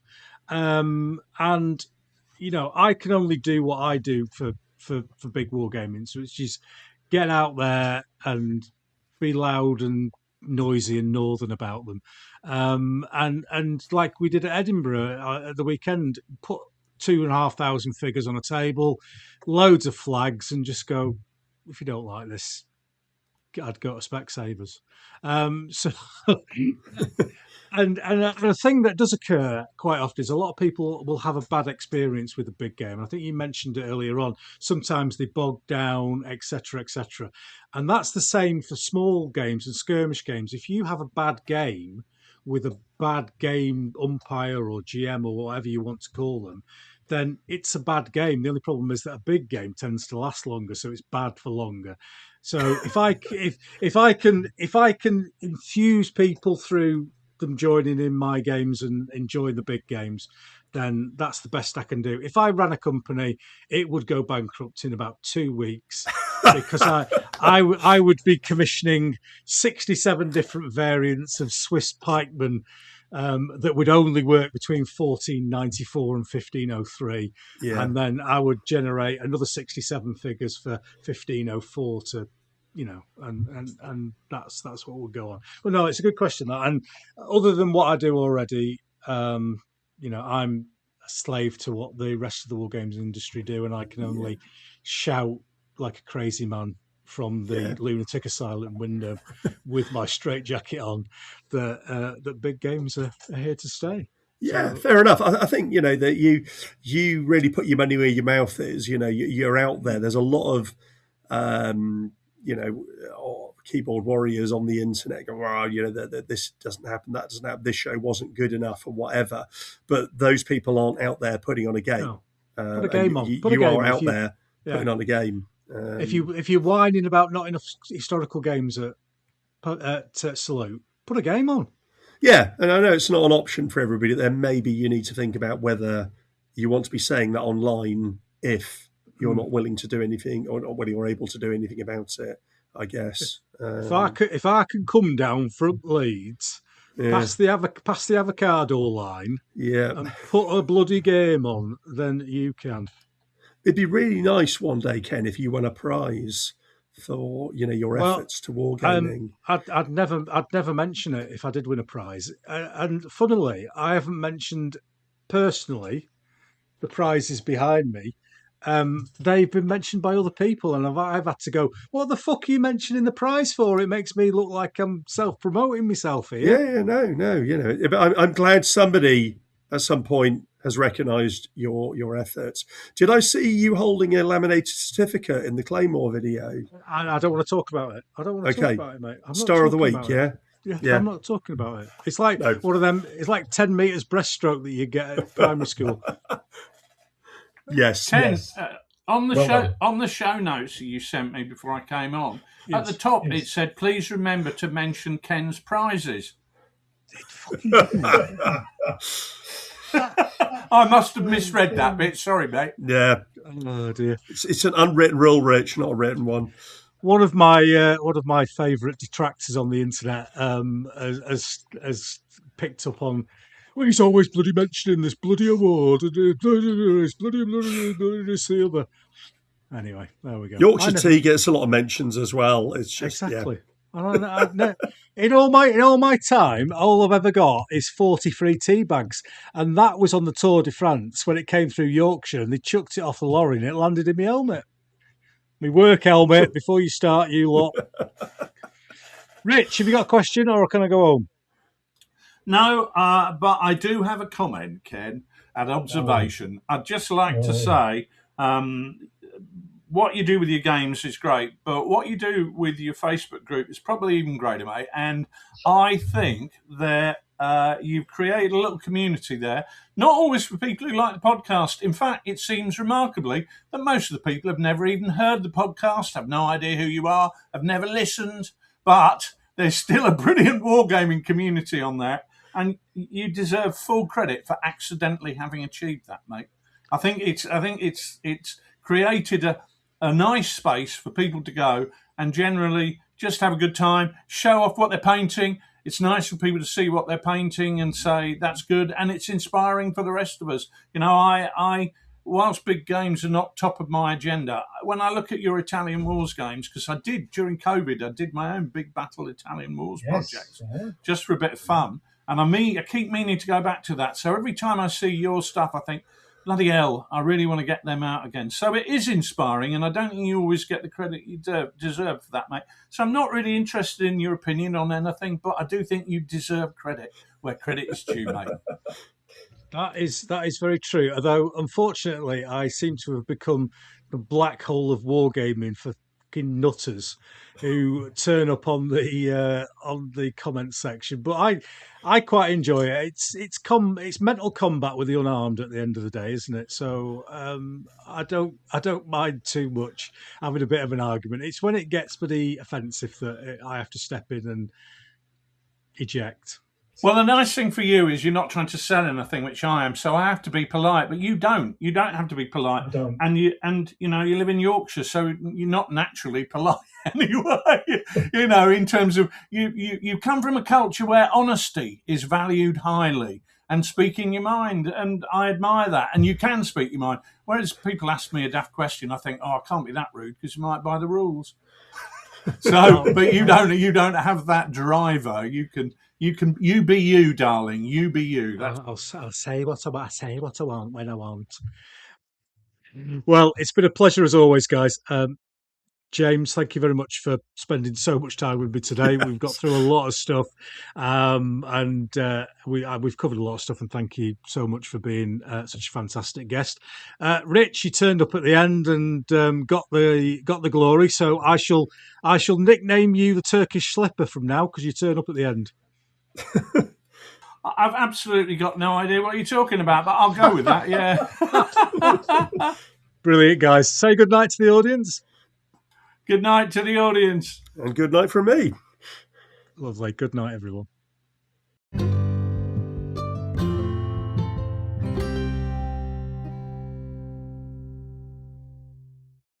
Well, thank you everyone for tuning in for that marathon, 4 hours and 7 minutes so far. And thank you very much for James for spending all that time with me. It was a lovely guest, lovely chatting to him. Got through so much stuff. And for Rich Clarke joining us at the end, we managed to get both of the managers from the final of the World Cup of Historical Wargames rules in the same room together without any violence, which was lovely. And yeah, great paragraphs. Hope you enjoyed that show. I certainly did, putting it together. So I'm not sure when the next episode will be, or what the topic will be, or who my guest will be. I just know that there will be another one. So in the meantime, possibly see you at a show or wherever. But we'll be back on air before very long. So until then, enjoy your wargaming. Listen to some previous episodes of the Yorkshire Gamer podcast.